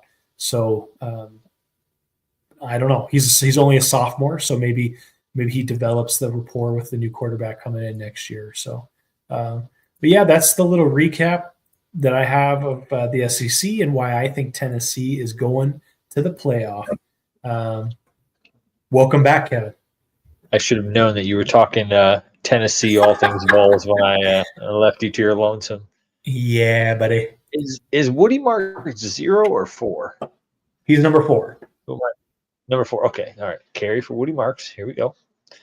All right. Let's do our top performers of the day. We'll just kind of, again, we go through quarterbacks, running backs, wide receivers, sometimes touch on tight ends as well, but just who stands out, who had a big game, just trying to, again, highlight those top performers and maybe some guys that disappointed or let you down on your playoff week. So let's start off with quarterbacks. The biggest thing that stands out is Lenore Sellers has really established himself as one of the top quarterbacks in all of college fantasy football. 307 passing yards, 53 and a touchdown, 3 passing touchdowns through the air.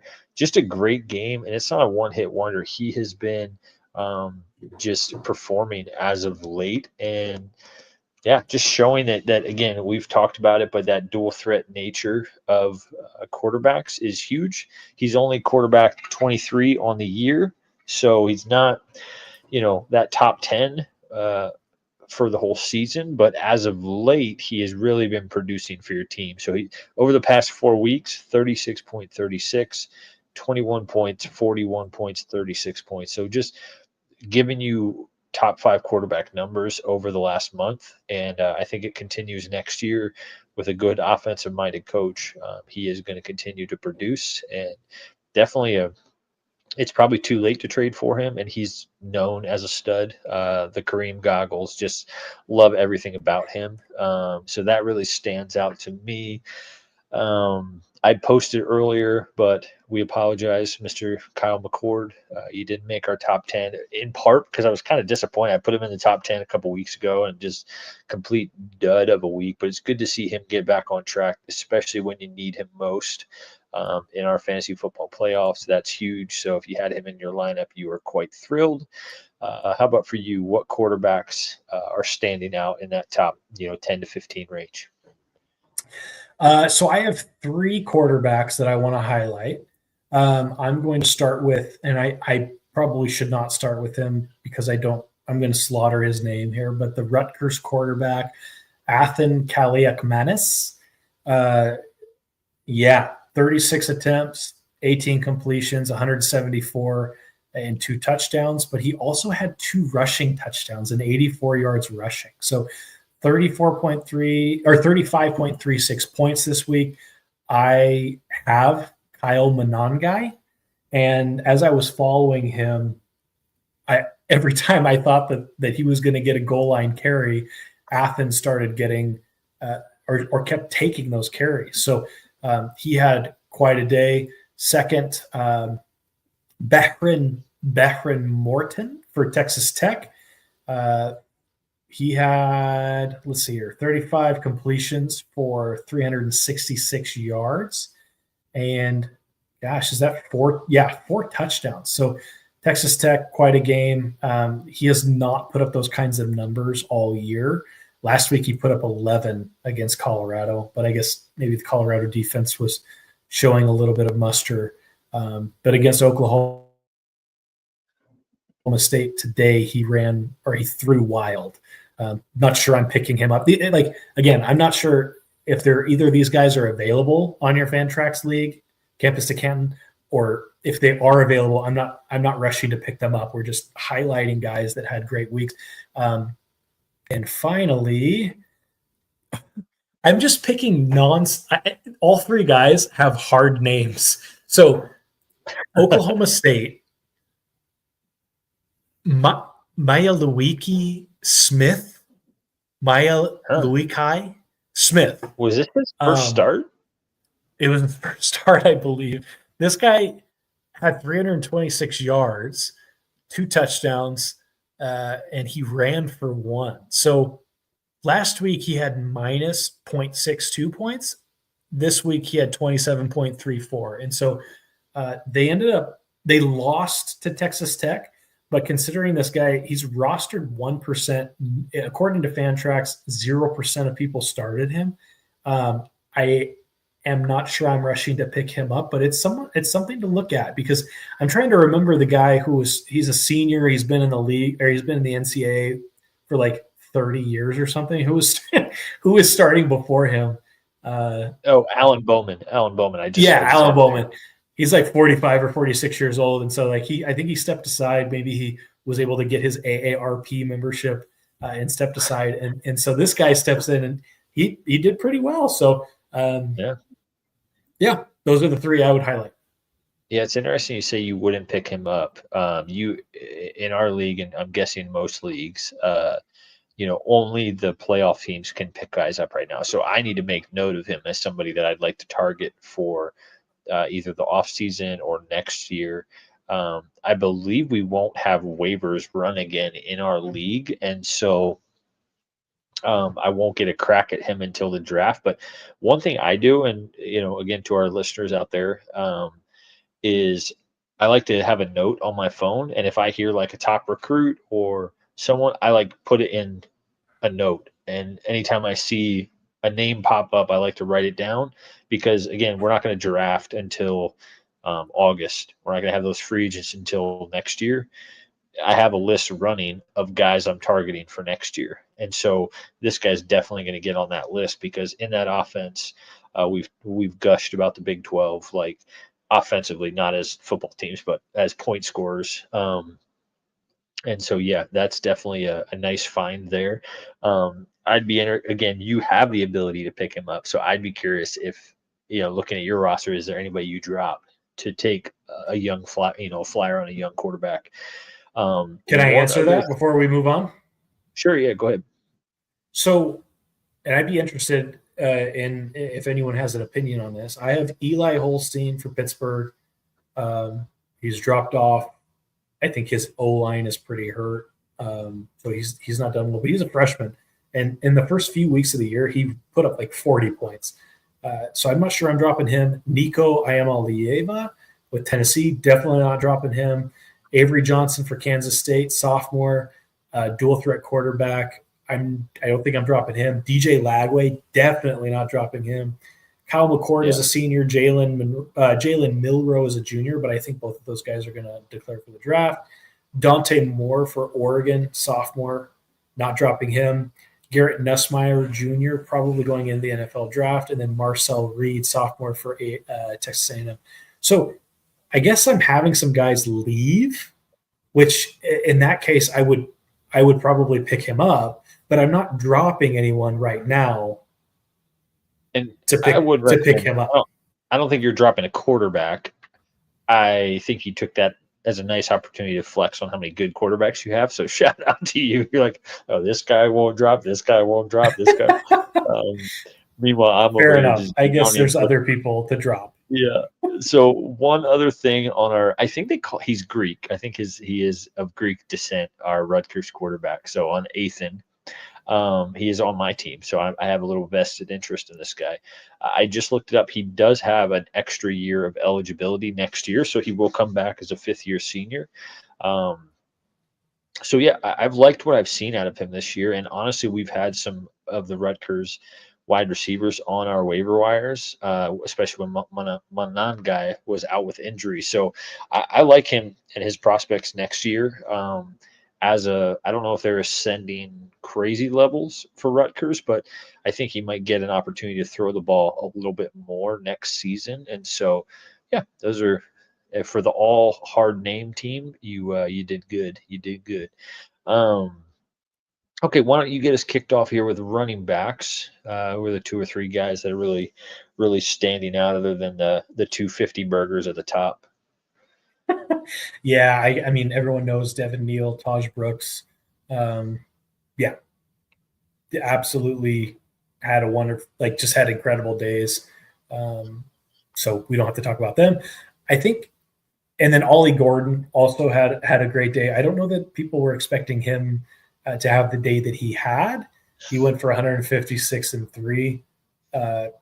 I have him on my team. I picked him up last week, and he's probably one of the only reasons I'm still in this semifinal race here. But let's see here. I think I want to draw attention to 3. So I know Cameron Scatabo. I mean, I don't know why maybe because he's on Arizona State. There's something about like past Pac-12 teams. I'm just like, I'm not sure I'm gonna I try to target SEC, Big 10, Big 12 running backs, but I mean Cameron Scatabo has had an incredible year. If you have him, you're extremely happy. Nate Frazier, freshman for Georgia, with the injury to Etienne, he's the future of Georgia in that Georgia backfield. So if you have Nate Frazier, you're extremely excited. I think someone that I have my eye on, and I'm tentative to say it on this stream because I don't want Kevin to pick him up in our league, is Xavier Robinson, freshman for Oklahoma. He had 104 yards and 2 touchdowns against Alabama today. So there's Gavin Sawchuk on Oklahoma, and then is it Taylor Tatum? Yeah. So 2 guys that you hear those names thrown around quite a bit for Oklahoma. I have not heard his name, Xavier Robinson, thrown around, but I put a star on him on my roster or on the available waiver wire pickups here because he had, is he a top 10 guy? I think he's a top 10 guy this week, and I've just not heard his name. He's only rostered at 1% according to Fantrax, and he had quite a day. So I know Tatum had a fumble, so maybe there's some ball security issues there that would keep him out of the starting rotation. So Xavier Robinson is someone that I'm looking at pretty heavily. What about you? Yeah, so one thing that stands out is 6. I mean, 1, 2, 3, 4, 5. Yeah, we'll say so 6 guys in the top 11 for running backs are in the Big 12. And again, when you were trading for Ollie Gordon, it was sort of hey, his playoff matchup is nice. And when Texas Tech, Oklahoma State is going 56 to 48, there's plenty of opportunities to score touchdowns when it's not a 21 to 18 Big 12 or Big 10 SEC slugfest. So they're just not playing defense. I mean, it's pretty much 7-on-7s out there, and that's just a good thing. So what else stands out to me? It's just trust your studs at the top.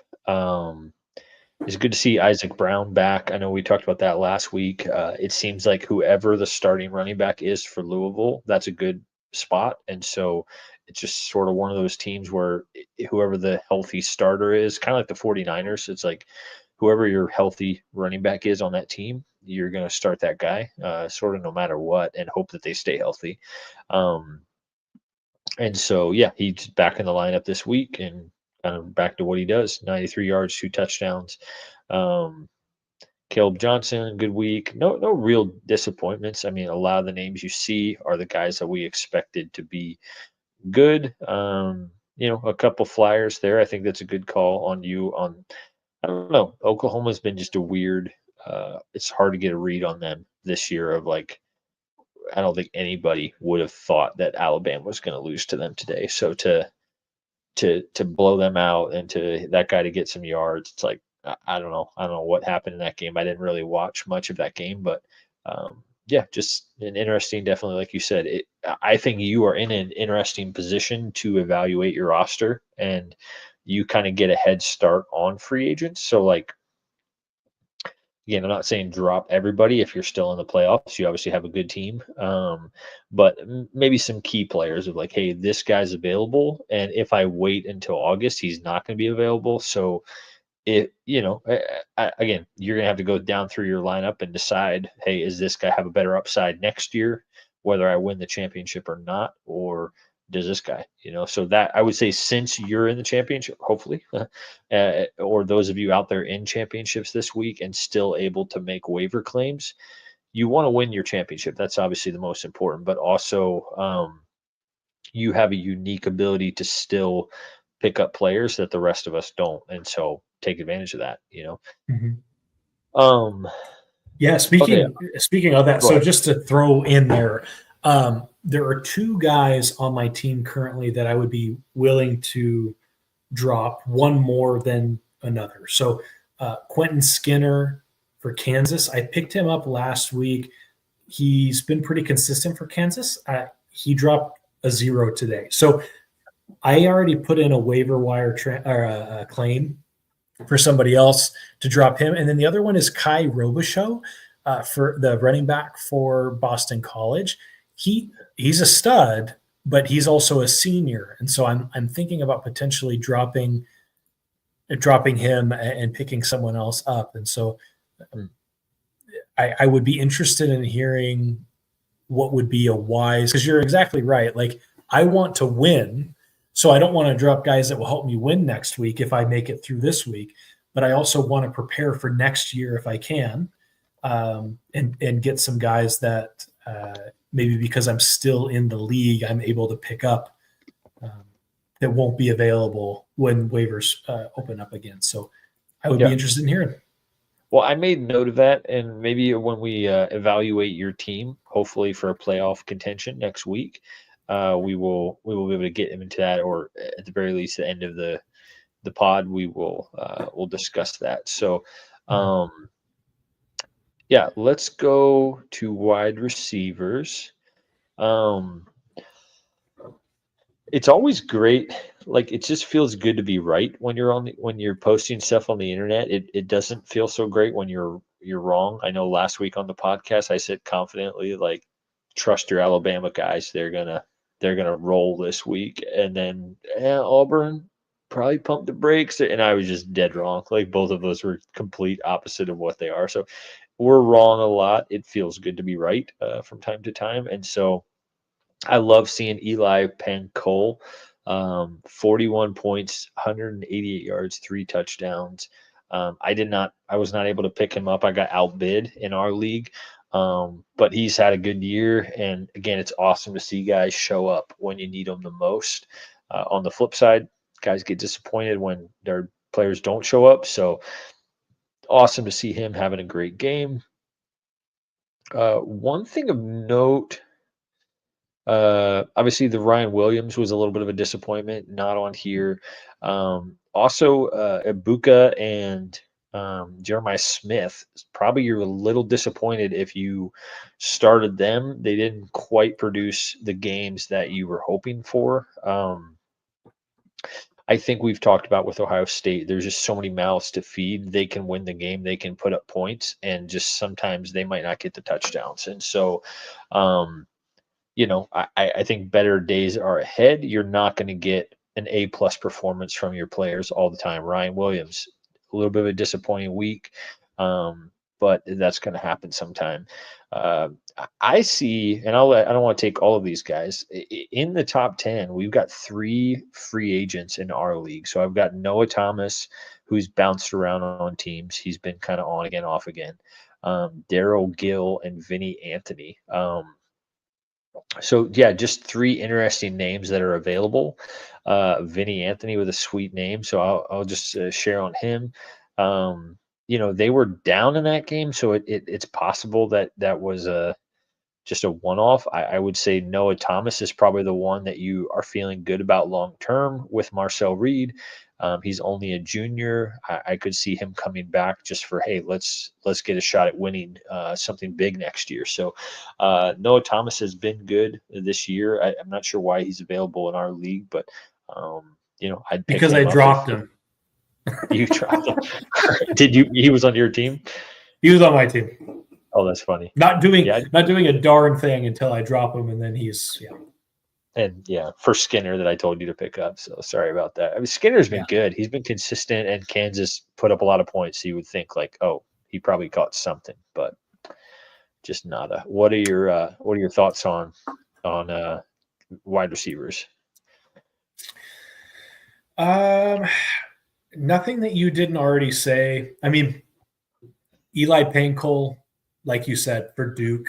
I mean, 41.8 points today. Quite a day, and we did have him on our waiver wires, and so he's not a big name, but he had quite a day.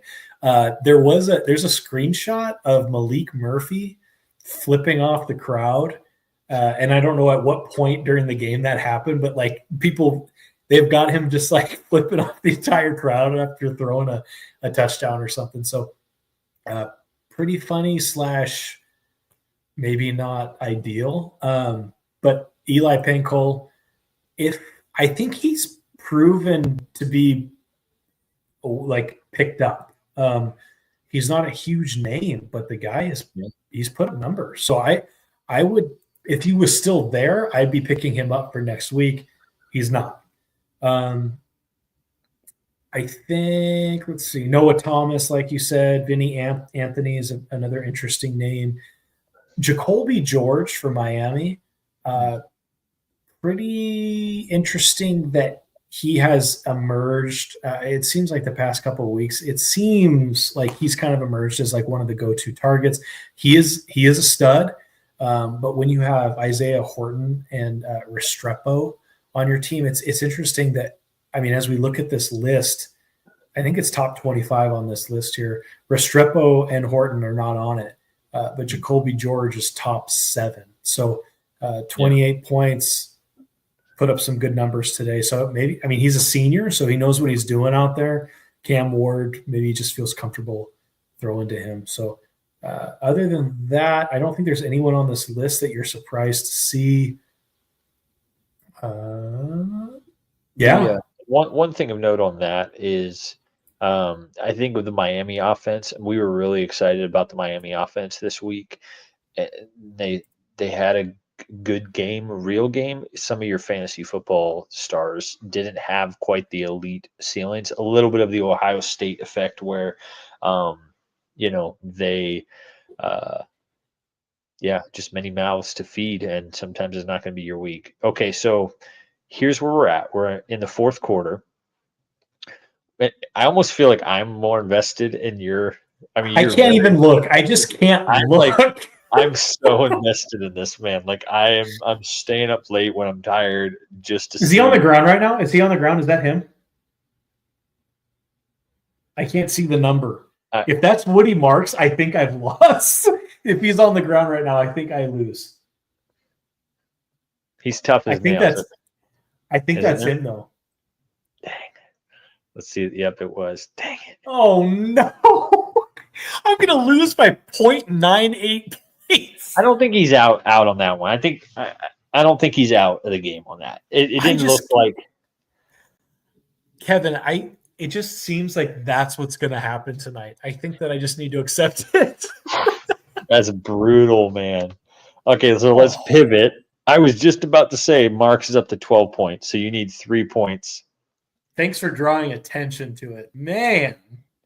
Okay, so we pivot now. Unbelievable. Branch is at 1 point. Bro, this is going to be a bad beatdown if you don't pull this out. I don't know that I can do the podcast next week if I don't pull this out. So, you might have to do this by yourself. The rest of this live stream, and again, we're let me see here. We're gonna pause here. I'm gonna just, for editing the podcast, we are gonna say thanks for joining us on podcast tonight. Follow us on X at the Sideline FF Pod. Follow us on YouTube at Sideline FF Pod. Ring the little bell. We are trying to grow our YouTube consistency. But it's a new podcast. It's a new thing that we're doing. We've really enjoyed doing it this year. We hope to continue in the off season. We'll get into that maybe more next week and beyond of kind of what our plans are for the off season. But again, thanks for joining us this week on the podcast. For those of you on the live stream, we're going to keep going. And man, we're going to keep going. And we are trying to get Booker's team 1 more point is all you need. But it's best ball, so you need 3 more points for Woody Marks. Please, Woody Marks. Just to lose by 0.98 points is going to be in a dynasty campus game. That is so painful, especially when, like, this morning I was up by 100 points. And I remember, like, I was sitting here at my computer, you know, the first slate of games. I'm on the live recap of the slate of games, and I'm like, I'm just feeling good. I'm up 100 points. Yeah. And then DJ Giddens and who's this other guy? Jaden Higgins for Iowa State. Higgins is a stud. But of course, yeah, but I was up 100 points. I'm going to lose by a point. I don't know. It's fine. I guess losing is I trash on Colorado, and it turns out that I'm just going to be in the same boat as them at the end of the night. So yeah, and it's tough when like Ryan Williams. So Ryan Williams and none of your Miami guys have scored for you this week, and so that's just like you've counted on those guys all year, especially like a Damian Martinez. Like, at the very least, he's going to run in a goal line touchdown. And just for none of those Miami guys, them to put up 42 points and your 3 Miami guys to not get anything worthy. I hope Woody Marks gets back into this game, man. It's a close game. He's going to want to gut it out and be in there. Just got to wait and see. I just cannot believe it. I am. Man. I'm dumbfounded. Like, the guy that I'm playing against. All right, here we go. I might be so excited. I might mute and just what? Just listening to the live stream to see what they're saying. Okay. Well. Okay, he was running up and down the sideline, and they said they think he'll be back in the game soon. Come on, baby. Come on, baby. There's a dump off. That'd be there it right there. There he is. I see him. He's on that sideline with his hands on his hips. He's just fine. Yeah. What number is Branch? So we know when 10. He catches. I think he's 10. Is he 10? Oh no, he's number 1. Gosh. Oh yeah. Okay. You're right. Oh my goodness. Oh, Woody Marks, trot back in there. I cannot believe this. 14 minutes left in my day. Not in your day, in your season, in your Campus to Canton in my season. Campus to Canton life. My cat is looking at me like I'm crazy, which I kind of feel like I am at the moment.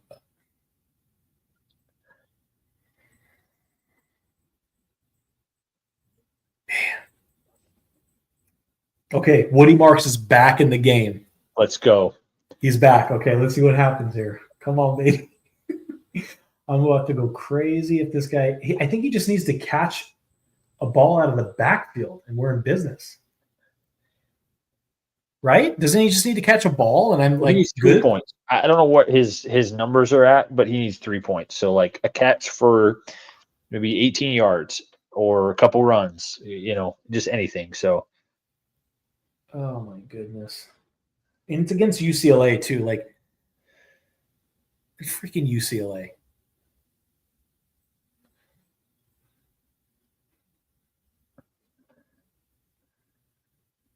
He's got the ball. No, he doesn't. Oh my gosh.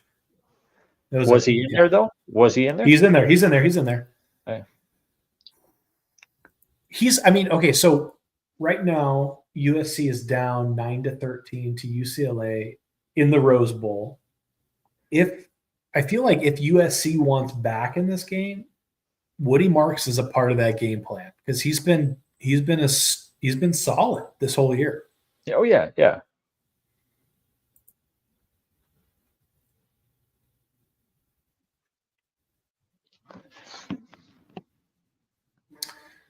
I feel like anyone who's like watching right now is just like, what are they doing? Who even cares? We care. I mean, this is what live stream people. When people live stream themselves playing video games. Like we are invested in your college fantasy football team, and so this is we're here. We're getting after it. That's true. So number one is Zachariah Branch. Go ahead. Is that right? Number one is Zachariah Branch. Yep. But like even a bit, even like a 30-yard touchdown doesn't necessarily. Okay, Woody Marks. Oh, nope. Hand the ball off, man. What's your confidence level right now? It's at pretty low at the moment because they should get the ball one more time in a low volume game. Miller Moss is like, I would have made that completion.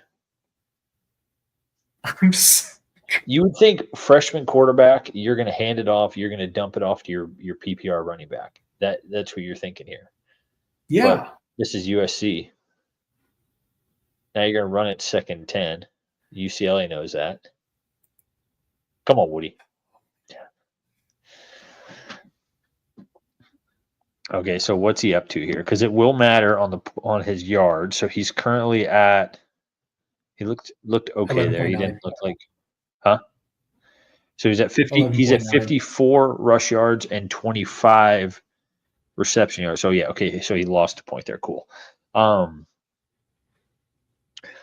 So like a 15-yard catch, or he needs like one catch for like maybe 25 yards, maybe a screen pass that would do it. Come on, throw it to him. You must be way behind me because they just punted on my screen. Let me see. Yeah, I am way behind you. Dude, this is brutal, man.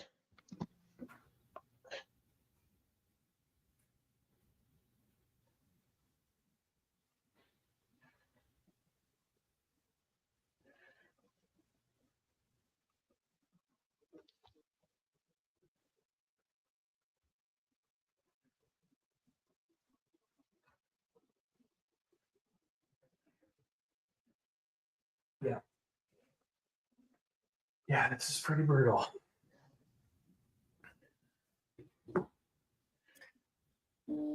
I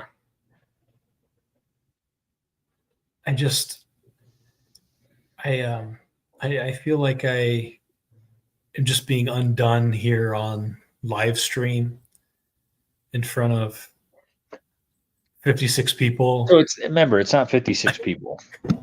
We have 56 views on. That's true. So like there could be no one. It's just you and I. I don't think there's anyone on this right now because let me check on X again. If you're watching, give us a comment. Let us know you're a real human being.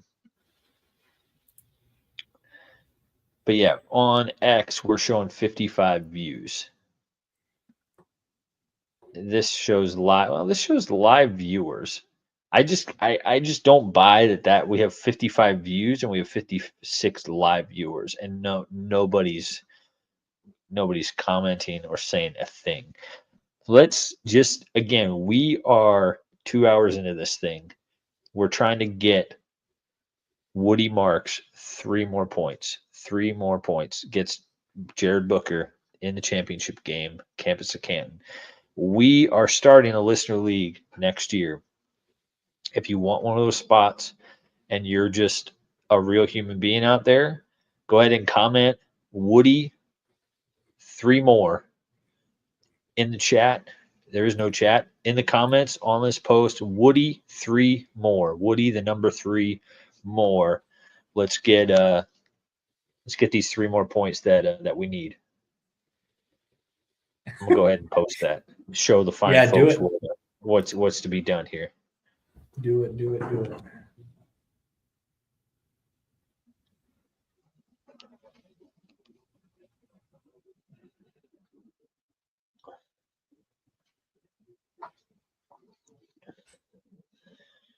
Again, if you comment Woody 3 more, we will give you, the first person who does that, we will give you a spot in the Listener League 2025 starting next year. We've got 4 of us in already. We're going to be starting to add more and more people. If we get a safety here. Nope. He caught that? Oh, no, I'm probably way behind you. Big completion. Yeah.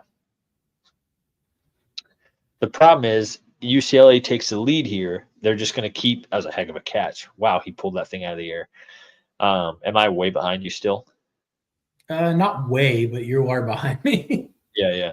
Let's go back to Robichaux. So you were talking about possibly dropping him for somebody else. We won't get into your full-blown championship preview because we're going to run out of time.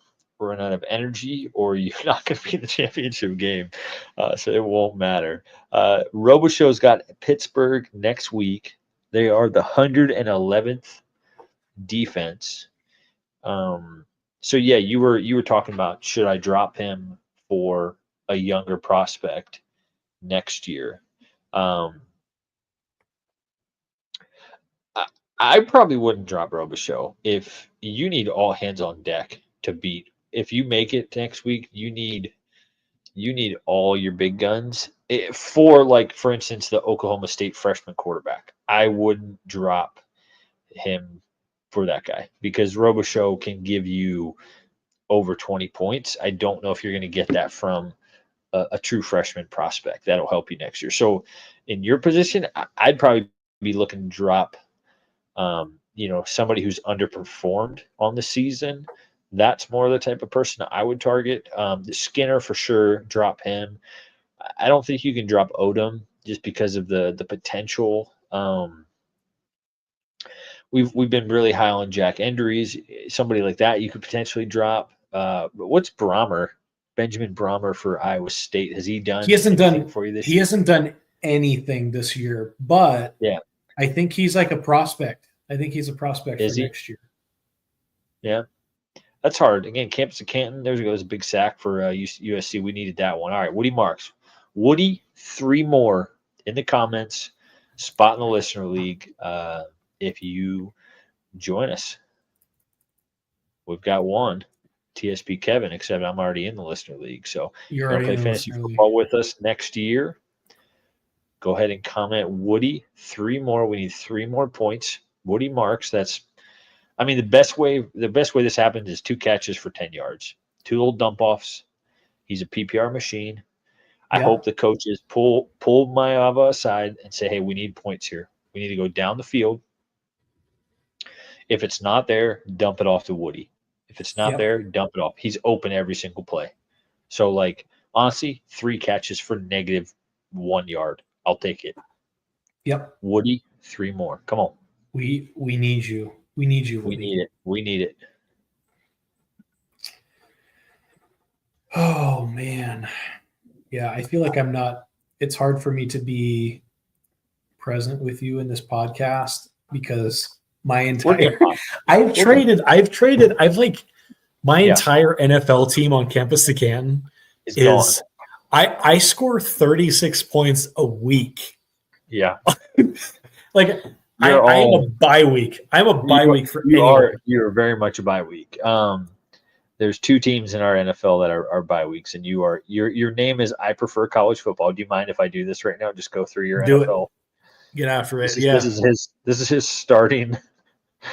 Well, again, if we had people in the chat, it would be like, who is the funniest person in your starting lineup? Yeah. Joe Milton, who is currently the backup quarterback for England, unless I have missed something. He's not going to play this week.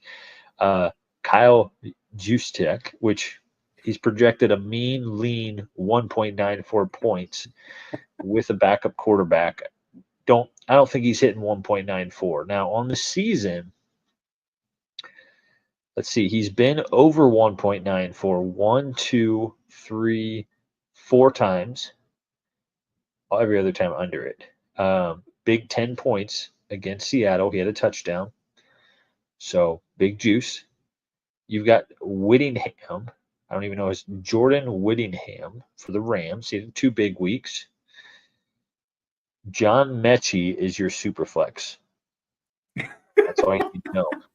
So again, you are all in on college. You have such a good college team.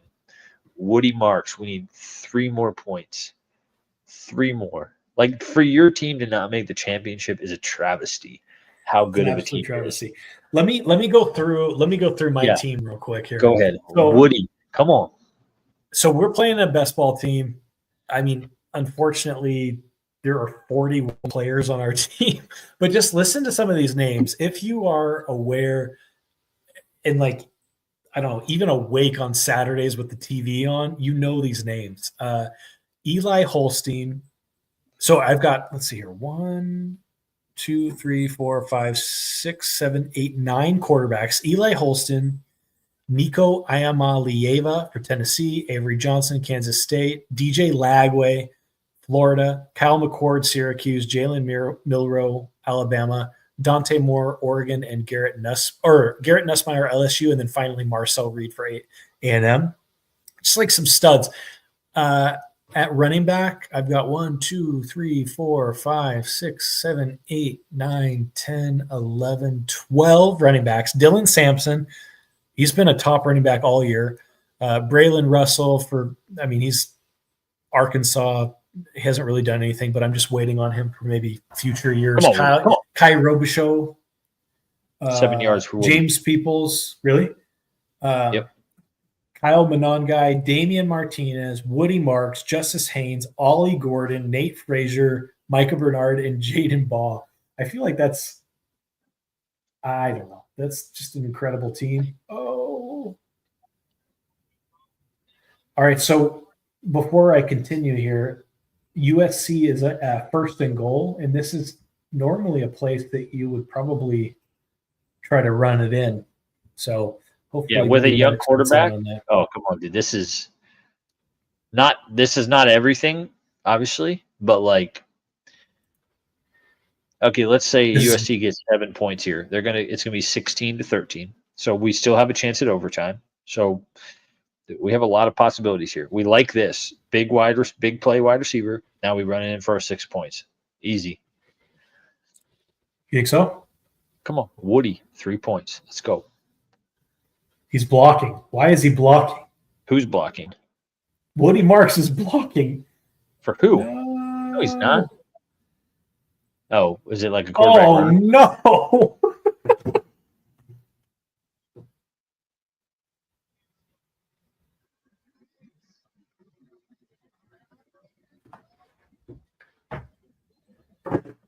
Oh, I think I'm going to lose. It's not great. Now, here's the thing. We're hoping we need possibly overtime. Sucks, man. That sucks. That's a big. So we need overtime, or they might bleed the clock. They might say, "Hey, we have the ball, we have the lead. We're going to run the ball." That's All I know, 140. Kevin, is I don't know what to do here. So that's a touchdown, not Woody Marks. It's going to be 16-13 USC on top of UCLA with 6:55 to play. Just so everyone knows, I need Woody Marks to get like 3 more points to send me into the final for our Campus to Canton League. I've had an incredible day, but my opponent has just I'm like 0.98 points down, and it's a best ball league, and I just need 3 more points. So I'm getting the exact total right now for you of like how many rushing yards he needs. He could still get a dump off. Like I don't know why they haven't been dumping it off to him. The hard thing is here is a new quarterback. Like he's been so consistent all year, and then you put a new quarterback in there. It's like new preferences, he's looking like this guy's got a little of that Raiola, a little bit of that Mahomes next generation. I'm gonna try and run around and sling it and not take the dump off. I'm like, just check it down to Woody. We need 3 points. yeah, Okay, so 274, so 98. And you're trying to overtake 14.1 plus 14.1. Okay, so it's 5.08 now. That's less than it was before. Are we right? Is that Loveland's your tight end, so that won't count. can you explain to Yep. me why I only need 3? Because when I'm looking at this, my running backs, I've got a running back with 23 points, a running back with 18 points, a running back He's with trying to 40 earn. points. Yeah, so he's trying to earn a spot as your flex. So currently, you have to do a little bit of figuring to figure this out, which is why I hate best ball. But the way I always think about it is who's your lowest scorer. Now your lowest scorer is Colston Loveland, but he's your lowest scorer at tight end, so he's going to take your tight end spot because the way best ball work is it populates your best lineup from all of your scorers, and so but you have to have a legal roster, so you can't just anyway. That makes sense. So you want to go for your lowest skill position player. That's your last flex. I think we have 2 or 3 flex starters in this league. So your lowest skill guy is Armstrong. He's at 14.1 points. So Woody does not start scoring for your team until he exceeds 14.1 points. Does that make Okay. sense? Yep. So you need Wood. So what did I do here? You were down. Okay, so you're down 14 point. No, sorry.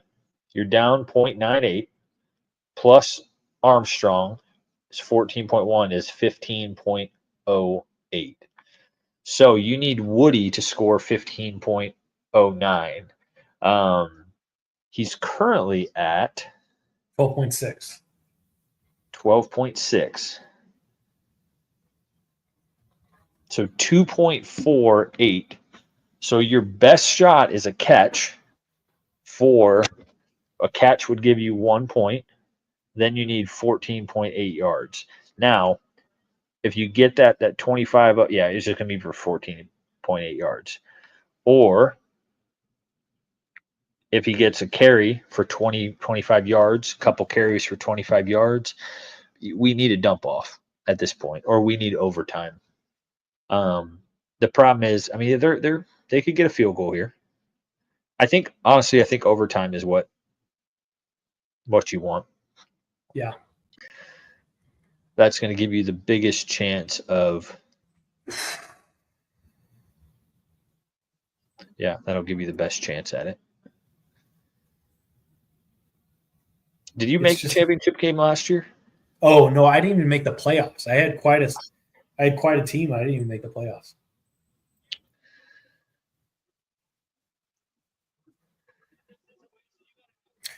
I don't think he got that. So I'm pretty sure on 4th down, UCLA just turned the ball over to USC. Okay. And I don't know whether that's advantageous to me or not. Well, it's not advantageous for our overtime ploy because now most likely they're going to get a field goal. So then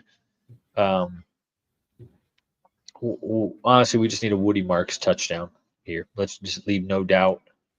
40-yard touchdown. Man, This is closer. This is so this drive feels like the game. This is the close. thrill of victory and the pain of defeat right here is what it is. Yep. Has anybody commented on our post? Woody, 3 more. Just me by my no phone. one, just you. I'm there. Do you want to be in our league? If you want to be in our listener league for next year, we need 3 more points.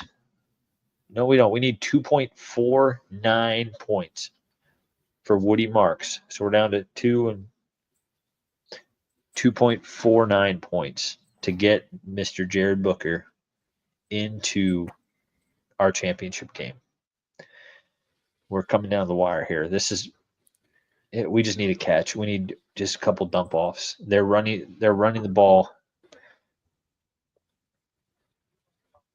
I'm just trying to see how many carries does he have and like how efficiently are they actually running the ball. The problem is UCLA is going to sell out to stop the run. So like running it up the middle doesn't feel like the move. But 14 for 61, like a long of 16. We don't want Joyner sniping carries. That would not be good. But game on the line, they're gonna keep him out there. He's that guy. Yeah, I'm just not sure what to say at this point. I'm just you just feel it, man. You're just in the thick of it right now. I'm in the thick of it. That's why we're staying up late. As far as our podcast goes, though, so do we want to talk while we're doing this? Let's talk tight ends. Okay. So I had a chance to trade. It looks like the top tight end of the week, Oronde Gadsden for Syracuse, 34 points. He had 103 yards and a touchdown. Tight ends in college are so fun because I feel like at any point you really could do quite well, as opposed to the NFL where you have Travis Kelce or, gosh, that's how much I know the NFL. But there's probably 5 or 6 tight ends in the NCAA where like you could be pretty happy with their performance. So Oronde Gadsden, top Purdue, Max Clare. He was actually the second. 2 weeks in a row, 24.8 points, 7 for 83 and 1. Gunnar Helm, I mentioned him earlier. Gunnar Helm, Texas tight end. I think that he has made a name for himself with Texas. And come on, I would be trying to pick him up. Tyler Warren, obviously, stud. Elijah Arroyo, Miami. 5 yards. I just can't even look. I'm just not looking. I'm just going to continue going here. You do it. Nicholas Harbor for South Carolina. I've been happy with Nicholas Harbor. So I drafted Nick Harbor for South Carolina. He duels wide receiver and tight end. He has not really done much. There we go. We've got a flag. He hasn't done much up until this year, but it seems like South Carolina is starting to get him more involved. The guy's like, I don't know, he's 6'4" or 6'5". He's just a big guy, and he runs like he's got record track speed. So he was on the freaks list. I forgot the guy who comes up with that freaks list each year, but he was on the freaks list. A man that size should not be moving as fast as that guy is moving. So, it's great to have him involved. He scored 15.3 points this week, 3 for 48 and 1. It's pretty awesome. So Jack Endries for Cal, he had 5 for 45. He's been less involved now that they're starting. And this is at Cal. Their starting tight end has come back. Dyches. He's a transfer from Maryland. Jack has been less involved, but it was pretty cool. We had his dad reach out to us and thank us for mentioning his name on the podcast. So Jack Endries, you're on my team and I'm not dropping you. I think that you're a stud, and you're only a sophomore, so you're staying there. Woody Marks just got another carry. 6 yards. So that's 0.6. Let's see. So by my He's count, at- you need about 1.3 points, 1.4 points. Oh, my. Come on. With 3 minutes to go. But I don't know. Is that how that works in I don't know. Yeah, he's up to 13. Now you need more than that, I think, but it's hard to tell on our.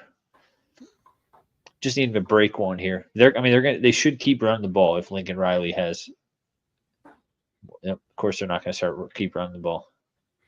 Well, they have a first down, so that gives them a fresh set of downs to keep running the ball. So, but that throw, like an out route 30 yards across the field when you need 5 yards, I just don't get it. It's a beautiful throw. I mean, he did a great job, but it feels like there's safer options than to have your freshman quarterback making that decision.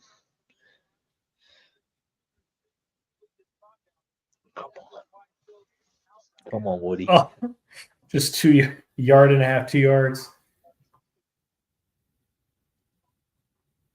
This is coming down to the absolute wire. So how much more do I need? Can you do the math for me?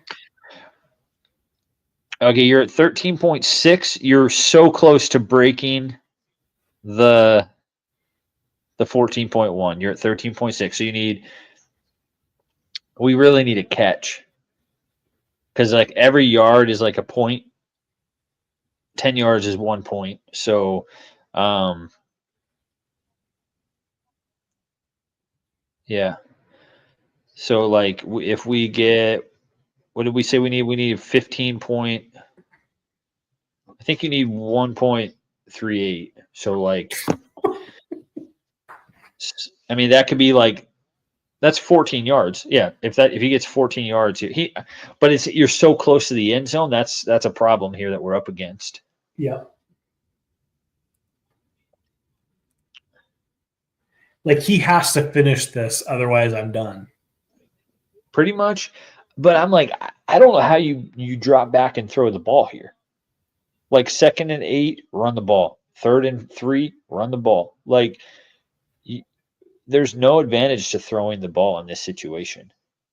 You don't need a touchdown. Like, you just need to put points. If you get a field goal here, you've held UCLA all day.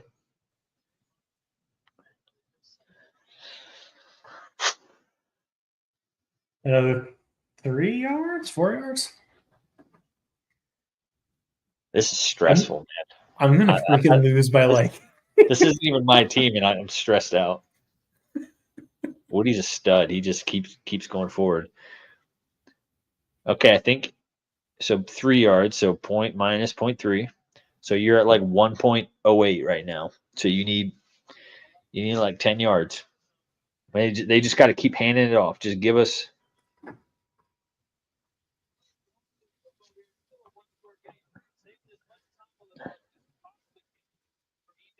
That says 73 yards. Trying to check that's 76 yards. So that should go up a little bit. You should be tied right now. Fantrax is just a little slow. Not tied with him, but Woody Marks and Armstrong are currently tied. Okay. Yep, they're currently tied. I need less than 10 yards. Or one catch. One catch, and you are literally one catch. One dump off catch, or 10 yards. Come on, this is kind of the play here because they'll kick a field goal if it's 4th down. Come on, give us a catch here, Woody. No.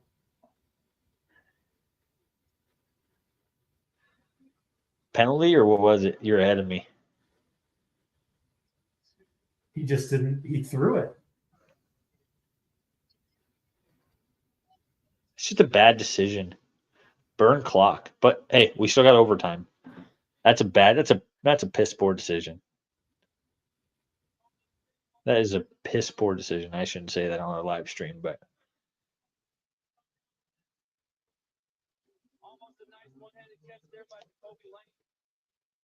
I just run the ball. Lincoln Riley, Deion Sanders, these coaches just are so not committed to running the ball. How you doing, man? I'm going to lose because even if UCLA, so it's either a kneel down. Oh, because they're gonna, yeah, they can miss this kick. Yeah, you're sorry, we're not getting overtime. Dang it! I'm done. I lost by less than a point today. And he tied best ball. He tied the guy on the last drive. That's brutal, man. Yeah, that's rough. All right, so You want to cut it I'm off? not sure. Or you want... There's no situation where I win, right? I mean, there always is. Like a turnover. If they turn the ball over quick. Or no, if UCLA scores fast a touchdown, Yeah, then garbage time Woody marks. That's probably the only. yeah. There's a couple scenarios, or I mean, touchdown. They missed the extra point. It's football. There's always crazy scenarios, but it's not. Gosh, man, that sucks. How do you That's not a run the bad ball? beat. I That is a guess if they run bad the beat. ball there and they get 5 points, then you lose by like 0.3, which is worse, I guess it feels. But Yeah, I'm sorry, bro. That sucks, man. Fantasy football. Why do we do this to ourselves? well, This is just a real raw emotion at 10:45 at night when we're just ticked off. You just lost. Why do we even play this game? Why do we even have a podcast? that's a great Oh, question. No, man. I Why? The real question is, why do they throw the ball on 3rd and 5? Like, bleed the clock. You're still going to kick a field goal, but then you force them to take a timeout. Timeouts in college aren't as critical because first down stops the clock, but still.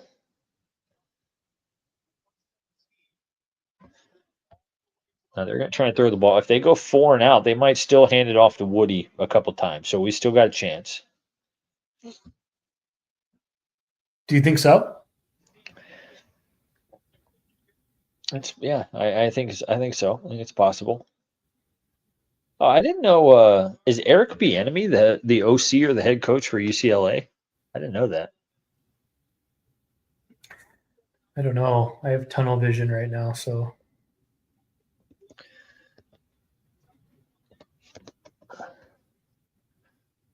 Yeah, he is. Huh, didn't know that. okay. So it's 3rd and 10. It's the 2-minute warning. Okay.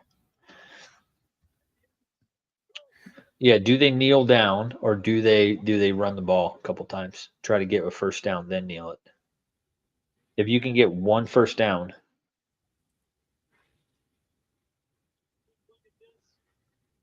If I pull this out, it's going to be like the heist of the century, man. yeah. But if I don't, it's going to be the other side of that. This is brutal. I feel like you missed the playoffs last year by like a brutal beat. This is rough, man. This is rough. Is there anyone on here listening, watching us that can comfort me? Again, I need to be comforted. Woody, one more will get you in the listener league. Literally one Woody. freaking more. One more.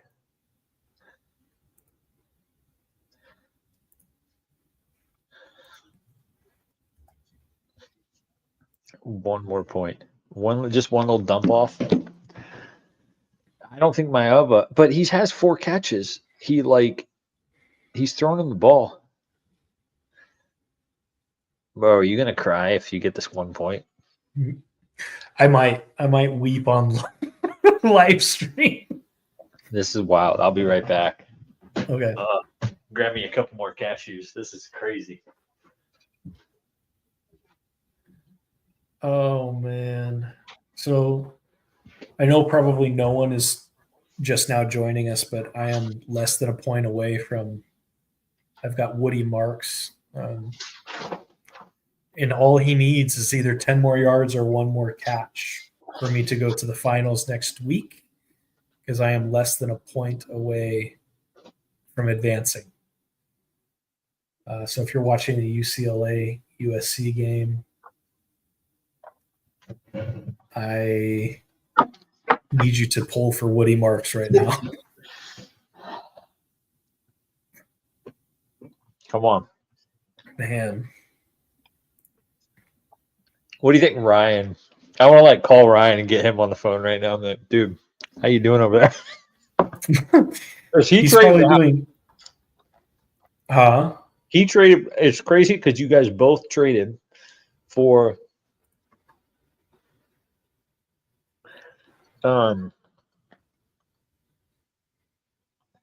Sorry, just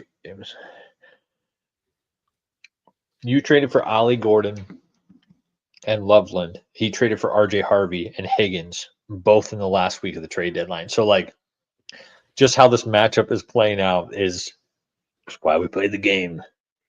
Why we play the game.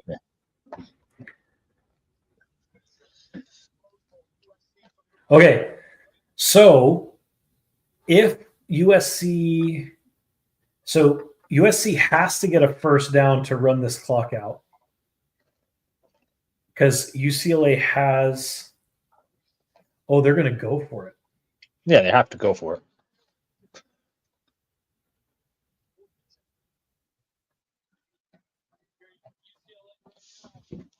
Oh my gosh.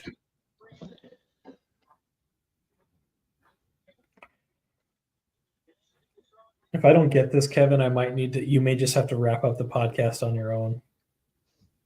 Fair enough, man. We wrapped the podcast like 45 minutes ago, so we can just cut off anytime. That's fair. This is nuts, dude. Oh, they just used their final timeout, so they are selling out.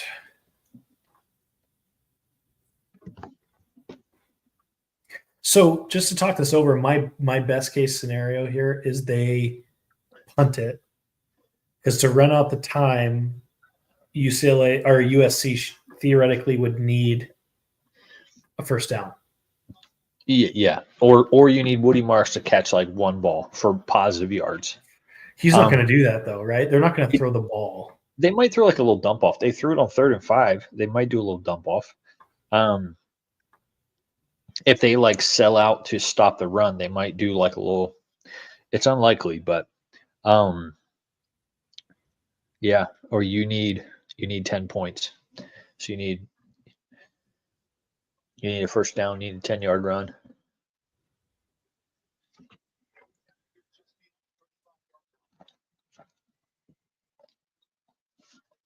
Okay. So you're a little ahead of me. They did not get the 4th down. So okay. So they cannot kneel down right now and get rid of the entire clock. So they have to run something. That's what the announcer said? No, that's just what I'm seeing on the.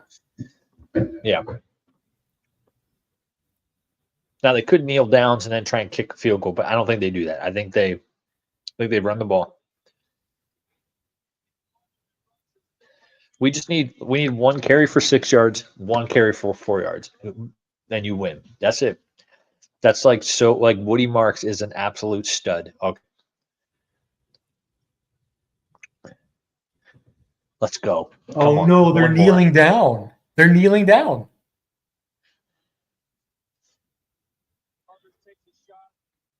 Oh my gosh, I've lost. I've lost by less than a point.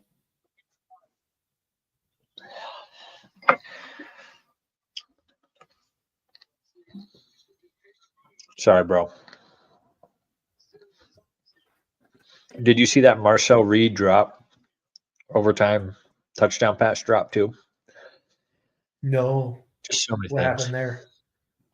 Oh, he just could have had a touchdown in overtime, and I don't think he got it. Just all the little things, man. Freaking fantasy football. Wow. So just like that, my season is over. It's done. That's a brutal beatdown, man. I'm sorry. That's all right. Why don't we? I'm going to end our live stream, and you can let out how you really feel. Just me and you. Are you sure you don't want me to just let it out here with It's people? probably for the best. Probably for the best. Well, I'm not going to say any